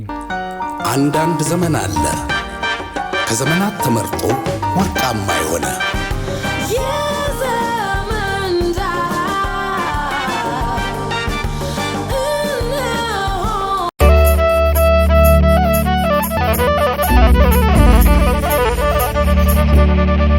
ዋሌ ከሰዎች ባህሪ በጣም ደስ የሚል የትኛው ነው? ቀጥታ ተናጋሪ በጣም ነው የሚመቸኝ። ጥቁርን ጥቁር ነጭን ነጭ የሚል ሰው ምንም ሳያስተዛዝን አለማስተዛዘኑ ጥቅም ስላለው ማለት ነው። ቢሰብርህም መነሳት እንዳለብህ ትማርበታለህ። በዛው ልክ ደግሞ የማጽናናቱም ነገር ትክክለኛ አይደለ? ስትወድቅ አይዞህ በቃ ወንድሜ እንደሚባለው ሁሉ ከተናደደብህ በቃ ቀጥታ ጥሩ ካልሆንክ ጥሩ እንዳልሆንክ መንገሩ እሳትን ካወቀው እኮ እንዴት እሳት መሆኑን እንዴት እንደምትይዘው ወደዚህ ውስጥ ምናት ከተው ምናምን ግን በምን መያዝ እንዳለብህ ታውቀዋለህ። ግን የሆነ ሰዓት ላይ በቃ ያ ሰው ማይሆን ነገር ከሚልህ ቀጥታ ተናጋሪ ራሱ ይጎዳል። ብዙ ጊዜ በህይወት የገጠመኝ ነገር ቀጥታ መናገሩ የመሰለውን ነገር መናገሩ ያስጎዳዋል። ግን ለሰው የምታስብ ከሆነ አሁን ለልጅህ አንተ የምታስብ ከሆነ ልጅህን እንዲወድህ ብቻ የምትፈልግ ከሆነ በቃ ግን እየገረፍከው እንትን እያልከው ቀጥታም እንትን እያደረክ ይሄ በቃ ይሄን ግዛልኝ ሲል አይሆንም እያልከው እንትን ይሄ ነገር ጥሩ ነው ብዬ አስባለሁ፣ እንዳንጎዳ ስለሚያደርገን ማለት ነው። መልካም። ለምን አነሳው ለመሰለ በዚህ በሲኒማ ስራህ ላይ እንግዲህ ጀምረሃል፣ ማስተር ልትገባ ነው፣ ቢኒያም ጠርቶሃል፣ እዛ ውስጥ ነው ያለነውና በዚህ ስራህ ላይ እንደው ዋልልኝ ይሄ ስራ ላንተ አይሆንም፣ ከዚህ ስራ ውጣ፣ ወይ ደግሞ ይሄ የተበላሸ ስራ ነው፣ አንተ ሲኒማቶግራፈር መሆን አትችልም ያለ ሰው አለ? እንዳልኩ በቀጥታ ባይናገሩም በተግባር ምናምን በሁኔታ ሊያሳዩ ይችላሉ። ያለ ሰው አጋጥሞ ያውቃል? እና እሱ ነገር የመፍራት ወይ ደግሞ የመቅረት ነገር ወይ ጥንካሬ ሰጥቶኛል ብለህ የምታስበው እንግዲህ የቆሸሽን ስንሄድ የተበላሽን ስንሄድ ምናምን ታያለ አንዳንድ ነገሮች ምናምን በፊት ለፊት ሰው ባይነግርህም አንዳንድ ነገር ግን ስንመጣ የነበረው አመጣጥ ለሆነ ጊዜ ድረስ እንደዚህ አይነት ነገር አጋጥሞኝ አያውቅም ነበር። ቢኒያም ከበደ ደወለልህ፣ ደንግጠህ ስልክህን ጣልከው። የማስተር ፊልም እና ኮሚኒኬሽን ባለቤት ቢኒያም ከበደ ዋና ስራ አስኪያጁ ጋዜጠኛ ቢኒያም ከበደ ደወለልህ፣ ደንግጠህ። ምክንያቱም ቢኒያም ከበደ ማን እንደሆነ ታውቃለህ፣ የማስታወቂያ ድርጅቱ ባለቤት ነው። ስለዚህ እሱ ደወለ ማለት ሁሉም ሰው ይፈልገዋል። በረሃ ላይ ሆነ ውሃ ምናምን እንደማግኘት ነው። ከዛ በኋላ ና አለ፣ ሄድክ፣ ሙከራ ስራ እንድትሰራ አደረገ። ምን አይነት ሙከራ ስራ ሰራህና ፈተናውን አለፍክ? የማስታወቂያ ሐሳብ ይዘና ብሎ ነገረኝ። ከዛ የማስታወቂያ ሐሳብ ይዤ ስመጣ ልሰራው የምችል ይሁን አይሁን ብለህ ማሰብ አለብህ ይመስለኛል። ግን ዞሮ ዞሮ እኔ ቀለል አድርጌ የቡቲክ ማስታወቂያ በሚል ስክሪፕት ጽፌ ምናምን ብዬ ይሄድኩኝ። የዛን ቀን ሲሄድ በል ዛሬ ካሜራውን ቼክ አድርግ፣ ተዘጋጅ ምናምን፣ ልጆች አዘጋጅ ምናምን፣ ሄደ ቀርጻ ትመጣለህ በነጋታው። የቡቲክ ማስታወቂያ ከደሬ ጋር ተመደብኩኝ። ደሬ አሲስት እንዲያደርገኝ ተመደበልኝ መኪና። ከደሬ ጋር ሆነ ሄድን ምናምን፣ ቡቲክ አነጋገርኩ፣ ተዋናይ መረጥኩኝ፣ 2 ተዋናይ ሴቶች መረጥኩኝ ምናምን፣ ሄድኩኝ። በነጋታው ሄድን፣ ደሬ አሲስት እንዲያደርገኝ ተላከ፣ እንዲከታተለኝ ችግር እንትን ካለ በቃ ቀረጽኩ። መጣው ማታ ራሴ ኤዲት አድርጋለኝ። ሌሊት ናቲ ነበረ፣ ናቲ ቼክ አድርገው ምናምን ተብሎ እና ናቲ ካየሽን ሰላም እያልኩሽ ነው። ናቲ በጣም የምወደው ልጅ ነው። ሰራው። ሌሊት 8 ሰዓት ሄድኩኝ። መጣ ቢኒያም ሌሊት ይመጣል፣ አደረሰኝ ቤቴም ማለት ነው። እሺ ልደታ ነበር ይዛኔ። አይገርምም? ቢኒያም ከበደ ሌሊት አንተ እየሰራ ከሆነ ሌሊት 6 ሰዓት 7 ሰዓት ድንገት መጥቶ ቢሮ 7 ሰዓት ምናምን መጥቶ በግድ ነው እንደውም ናውጣ በቃ ሄድ ብሎኝ ለጨርሳት ምናምን ስለው እሺ አላየም። ከዛ በቃ ሄድኩኝ ምናምን። ከዛ በነጋታው አርፍደና አለኝ ከምሳ በኋላ። አንዴ እሺ ብየው በጧት ነው የመጣሁት።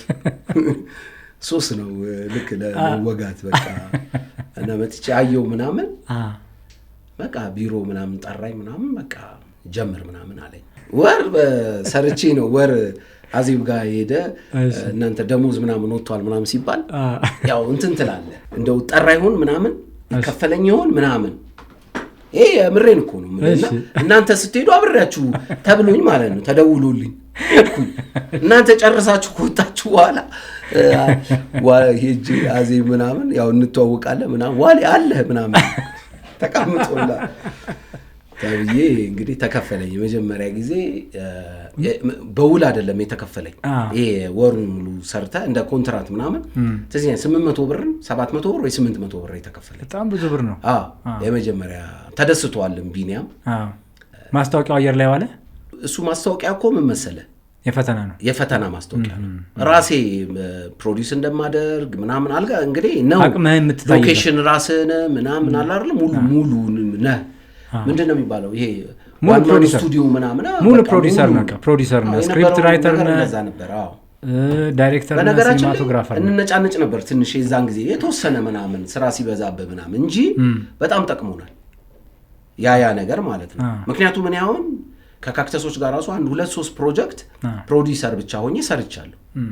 ከዘሊማን ጋር ከወጣው በጣም ብዙ እንደው የበዛው የጠቀመኝን ነገር ነው ለዛ ጋር ሲፈትነኝ ፈተናው ለኔ የሚጠቅም እንደነበረ ማለት ያ አቅም ግዴታ ያንን አቅም ይዤ እንዲሄድ አድርጎኛል ይሄ ዲሲፕሊን ሆነ ይሄን ነው የምወደው ብለህ የምትሰራበት ጊዜ እንዳለ ሁሉ የተባልከውን ነገር በሙላ መስራት እንዳለብህ ገባ እኛ መተን ስገባ 3ኛ ካሜራ 4ኛ ካሜራ ደስ ብሎኝ 3 ካሜራ አለ ሲባል ደስ ብሎኝ ነበር ከናንተ ጋር እየወጣን የምንሰራው ገብቷል እና ይሄ ነገር በቃ ሂደቱን ነው የሚያሳየው የሚገርምህ ቢኒያም ከበደ ጋር ደግሞ እንደው በዚያ ጋር ሳናመሰግነው አላልፍም ቢኒያም ከበደ ጋር ካሜራማን ብቻ አይደለም ኤዲተር መሆን አለበት ኤዲተር ብቻ አይደለም ላይትም ላይ ሳውንድም ላይ ሁሉንም መሞከር አለበትና እኔም ልክ እንዳንተ ነው ኤዲቲንግ የለመድኩት የቀረጽከውን ግባና ኤዲት አድርግ ተብዬ ነው በቃ ተፈቅዶልኝ ነውና ከዛ እንዴት እንደማረገው ሁሉ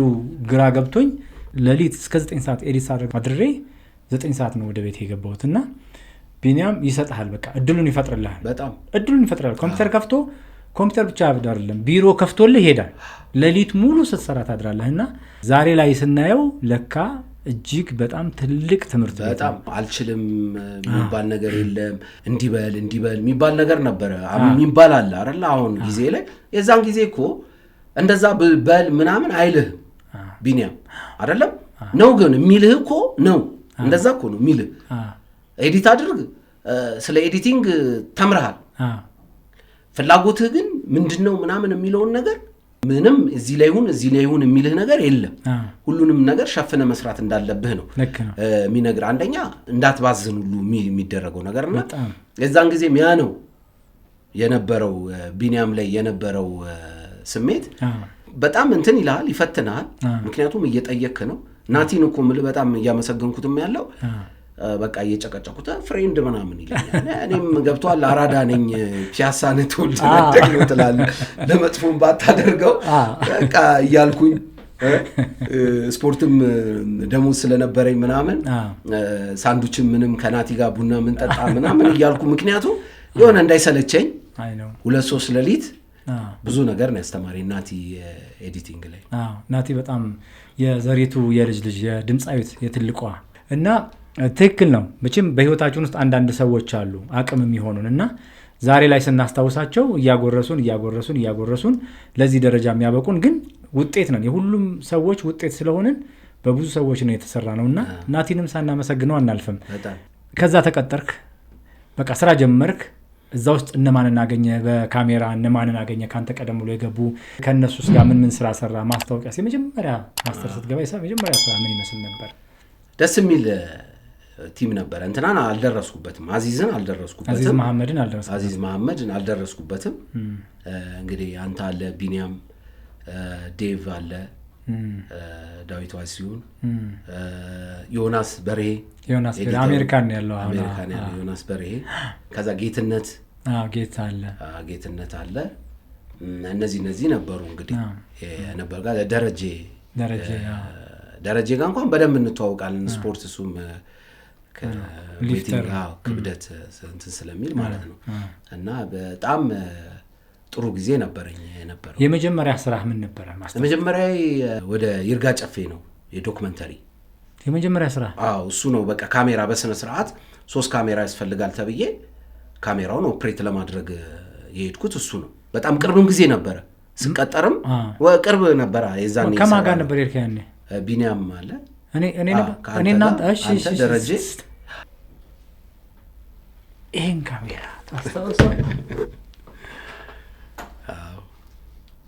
ታስታውሳለህ?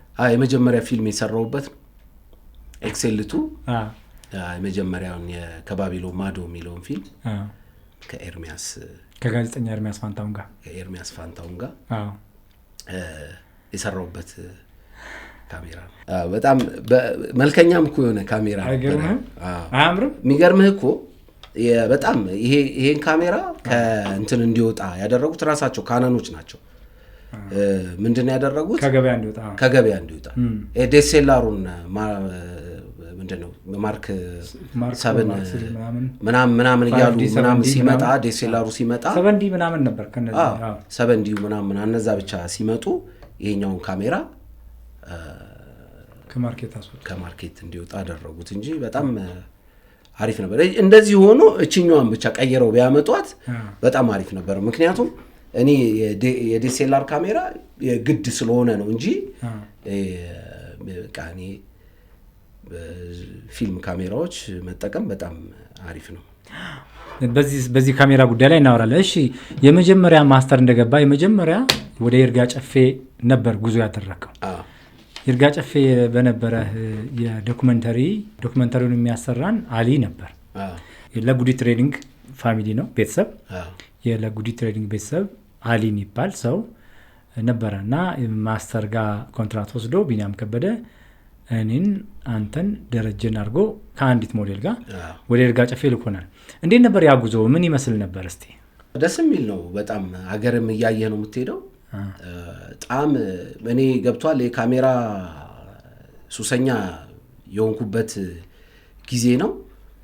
ከዛ ደግሞ እንግዲህ ትንሽ ከስፖርቱ ጋር እንደዚህ ከክፍለ ሀገር ምናምን ለውድድሮች ምናምን ስንወጣ ያ ስሜት አውቀዋለሁ እንዴት ደስ እንደሚልና ወደ አዲስ አበባ ስመለስ ነበረ ትንሽ የሚደብረኝ በቃ ቅር የሚለኝ የነበረው እና እዛ ስራው ላይ የነበረው እንግዲህ ከእናንተ ጋር ሆነን ገብቷል በጣም ብዙ ነገር የተማርኩበት ነው።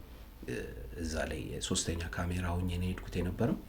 በጣም አሪፍ ጊዜ ነበር የነበረን እና ደግሞ ራሱ ብራንዱ የምንሰራው የሰዎች አቅም እንዳለው ሁሉ የተማርኩበት ነው። አቅም ያለው ስራ ላይ ስትሰራ የተሻለ ነገር መስራት እንደምትችል ማለት ነው። እነዛ ነገሮች ሁሉ ከመጀመሪያው ነው እንግዲህ ተብሎ በምን ካሜራ ቀረጽክ ታስታውሳለህ? ኤምዲ ነበር የቀረጽኩት። ኤምዲ እና ካነን 9 ይሄና እንትን ስትል ይሄኛውን ተሰጠን ነበር። በሁለት ግን ኤምዲ ነበር። መታ ያረክ እሱ አይቀርም ሰው ፊትም አልነበረም እኮ እንትን የምንለው እንልና ወደ ዞር ብዬ ወይ ከመኪና ጀርባ ምናምን መትቼ ጠርጌው ምናምን እንደገና የምናመጣው። በካነን ኤክሴል 1 ነበር የቀረጽነው ታስታውሳለህ? ኤክሴል 1 እንዴት ነበር ማለት ከኤምዲ ወደ ኤክሴል 1 ስትመጣ የከለር ልዩነት አለ። ሴታፕ አድርገህ ነው የምትሰራው። ካሜራውን ትዝ ይለኛል አያያዝህ ሁሉ በጣም እንደንቁላል ነበር የምትይዘውና ፍላጎትህን አይ ነበር፣ ጥረትህን አይ ነበር። እንዴት ነበር ከካሜራው ጋር ስትገናኝ ከካነን ጋር? በጣም ባንዴው አልገባውበትም። ቀስ እያልኩ ነው እንትን ያደረኩትና የመጨረሻውን አቅም ለመጠቀም በደንብ ካሜራውን በደንብ እንትን ማድረግ አለብህ። በነገራችን ላይ እነዚህ ካሜራዎች በነበሩበት ጊዜ ምናምን በምንሰራበት ጊዜ ወደ ሲኒማቶግራፈርነት ወደ ብርሃን ምናምን ላይት ምናምን የሚባለው ነገር ከምንም በላይ ብርሃን በቃ ላይት ላይ ማወቅ እንዳለብኝ የገባኝ በቃ እዛ ጋር ነው። እነዚህ ካነን ስንመጣ ብርሃን በጣም ይፈልግ ነበር እና ብርሃን ይፈልጋል ስለ የካሜራው አቅም ብቻ ሳይሆን እንዳውኑ ዴስኤልአሮችን ስትከፍታቸው ምናምን የሚሰጡን ውበት አቅም አይሰጥህም። አንተ በጣም መስራት አለብህ እና እሱ ነገር በጣም እንድንታገል አድርጎናል። ትዝ ይልህ እንደሆነ እኮ በካነኑ መስራት ትችላለህ ወይ አትችልም ወይ ምናምን ይባላል ወደዛ ጋር ስትመጣና እነዛን ነገሮች በአንድ ጊዜ እንደው ፍጥጥ ብዬ ባይሆንም አንተም ስትሰራ ዮናስም ልምድ ነበረው ምናምን ሲሰራ ምናምን እሱን እያየን እሱን እንትን እያደረግን ወደዛ የመጣ ነውና ታከብረዋለህ እንትኑ ሂደቱን ማለት ነው የበለጠ እንድትሰራ ያደርጋልና እንደዛ ነው እንግዲህ ቀስ እያልን ያለው ነገር መቼም አንድ ሙያ ውስጥ ጠልቀ ለመግባት የመጀመሪያዎቹ ከሰዎች ጋር ያለ ግንኙነት ነው ወሳኝ የሚሆነውና ስለዚህ ማስተር ስትገባ ጥሩ አቀባበል ነበረ ማለት ነው። ከባለሙያውም ጋር ከሁሉም ጋር ሙያቸውን በስነ ስርዓት አካፍለዋል። በጣም ምንም እንትን የለውም እንደ በአቅም ልክ ነበረ። ካንተ ጋርም ስናወራ በአቅም በምናቀው አቅም በምናቀው ነገር ነው። አንተ እኮ ታወራዋለህ አሁን እንዳወራ ነው ማለት ነው። ለምሳሌ ከሆነ ሰው ጋር አሁን እንዳወራ ነው ሚዲየም ክሎዝ አፕ ፓን ቲልት ምናምን ብትለው ልክ እንደዛ ነበረ። እኔም አሁን ለወጣቶቹም አብረን ለምንሰራው ልጆች ምናምን ብዙ ከኔ ጋር ሰርተው አሁን አሪፍ እየሰሩ ያሉ ልጆች አሉ ምናምን እነሱም አሁን እንግዲህ በአቅማቸው ነበር የምናወራው እና በዛ ልክ ነበረ የምትሰጠን ትምህርት የምትሰጠንም ልምድ በፍጹም አንተ እዚህ ጋር ስላለህ ምናምን ሳይሆን በበቃ በፍጹም ቅንነት የሚያውቁ ሰዎች ስለሚያውቁ ማለት ነው ሙያም ላይና ዴቭም ነበረ። ዴቭም እንዴት እንደሚሰራ ያለውን ነገር እናይ ነበረ ይሰጠን ነበረ። ካሜራም ላይ ይሰራ ስለነበረ ዳይሬክቲንግም ላይ ይሰራ ስለነበረ ዮናስም ልክ እንደዛው ብቻ በዛ መሰረት በዛ መንገድ ነበረ ይሄድ ነው።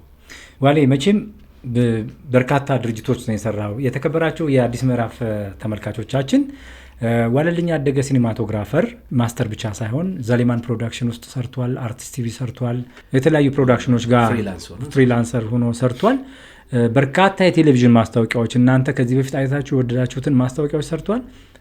የሙዚቃ ክሊፖችንም እንደዚሁ ሰርቷል። አይታችሁ የወደዳችኋቸውን መዝሙሮችም ሰርቷልና ስለነሱ ብዙ የምናወራው ነገር ይኖራል። ማስተር ውስጥ የነበረ እንቅስቃሴ በጣም አሪፍ እንደነበረ አስታውሳለሁ። በርካታ ስራዎች እንደሰራ አስታውሳለሁ። እኛ እናንተ ከገባችሁ በኋላ ለቀን ወደ ሌላ ቦታ ሄደናል። ማስተርስ በጣም ስም ያለው ስራ የሰራህበትና ምን ያህል አመት ቆይተህ ነው የወጣኸው? ስም ያለው ስራ ሲሰራው የትኛው ነው? ከዛ በኋላ ቋሚ ምናምን የሚለው ኮንትራት ምናምን እና ደረጃ አብረን ነበር የተቀጠርነውና ቋሚ ምናምን ሲባ ወደ 4 አመት ከዛ በፊት 1 አመት እንዳልኩ ቋሚ በለው ግን ስራ ሲኖር እየመጣ ምናምን እንሰራ ነበርና እዛ ቤትም ይመስለኛል ፍሪላንስ ምናምን የሚባለው ነገር ይሄ በፊልም በሙያ ላይ የተጀመረው ሌላ ቦታ አላቅም። በብዛት እንደዛ ነበር። ደሬም እንደዛ ነበር በብዛት የሚሰራው እና ወደዛ ወደ 4-5 አመት አካባቢ ነው የሰራሁት። 4-5 አመት ለከደረጀ አንተ እና ኤርሚያስ ፋንታውን ሆናችሁ ለዶክመንተሪ ስራ ወደ ጎንደር መሰለኝ ሄዳችኋልና እዛ ከገጠመኞች ነግሮኝ ነበር ኤርሚና የደረጀ ካሜራ ይሁን ያንተ ካሜራ ይሁን አላቅም በጣም ነጭ ሆኖ መጥቶ ኤርሚ እሱን ገጠመኛ አጫውቶኝ ነበር። እስቲ ንገረኝ ስለሱ። እንግዲህ እንደኔ ያው እንዳትቀየመኝ እንግዲህ እንቀጥቀጠው ቢኒ ነው እንትን ያደረገው እሱ ነገር በቪው ፋይንደር እና አሁን ይሄ ደስ የሚለ ከፍተውም ታያለ ቪው ፋይንደር ያኛው ኤክሴሏኑ እኔ ብዙ ጊዜ በቃ እሱ ካሜራ በጣም የሚመቸኝ በቪው ፋይንደር ማኔጅ ታደርገዋለህ። በጣም የሊዲዮ ብርሃን ለራሷ ተሰጣታለህ። እሱ ነው ያው ችግር የተፈጠረው ምንድነው መሰለህ ይመስለኛል ከተቀረጸ በኋላ ማታ ምናምን ሲታይበት በካነኑ አናይም ነበር ምክንያቱም አልማዙ እንትን እንዳይል ተብሎና በዛ ሲታይ የሆነ እንግዲህ በብራይትነስ ምናምን ተጨምሯል ይመስለኛል ሲታይ ማለት ነው ይሄ በደንብ እንዲታይ ማለት እና በዛው ሴታፕ በነጋቶ ሲቀረጽ በዛው ሄደ ያና አይመጥንልህም ነበር እንትኑ ላይ ኤልሲዲ ላይ አይመጥንልህም ቪው ፋይንደር አለማየቱ እንደዛ አይነት ነገር አጋጥሞናል።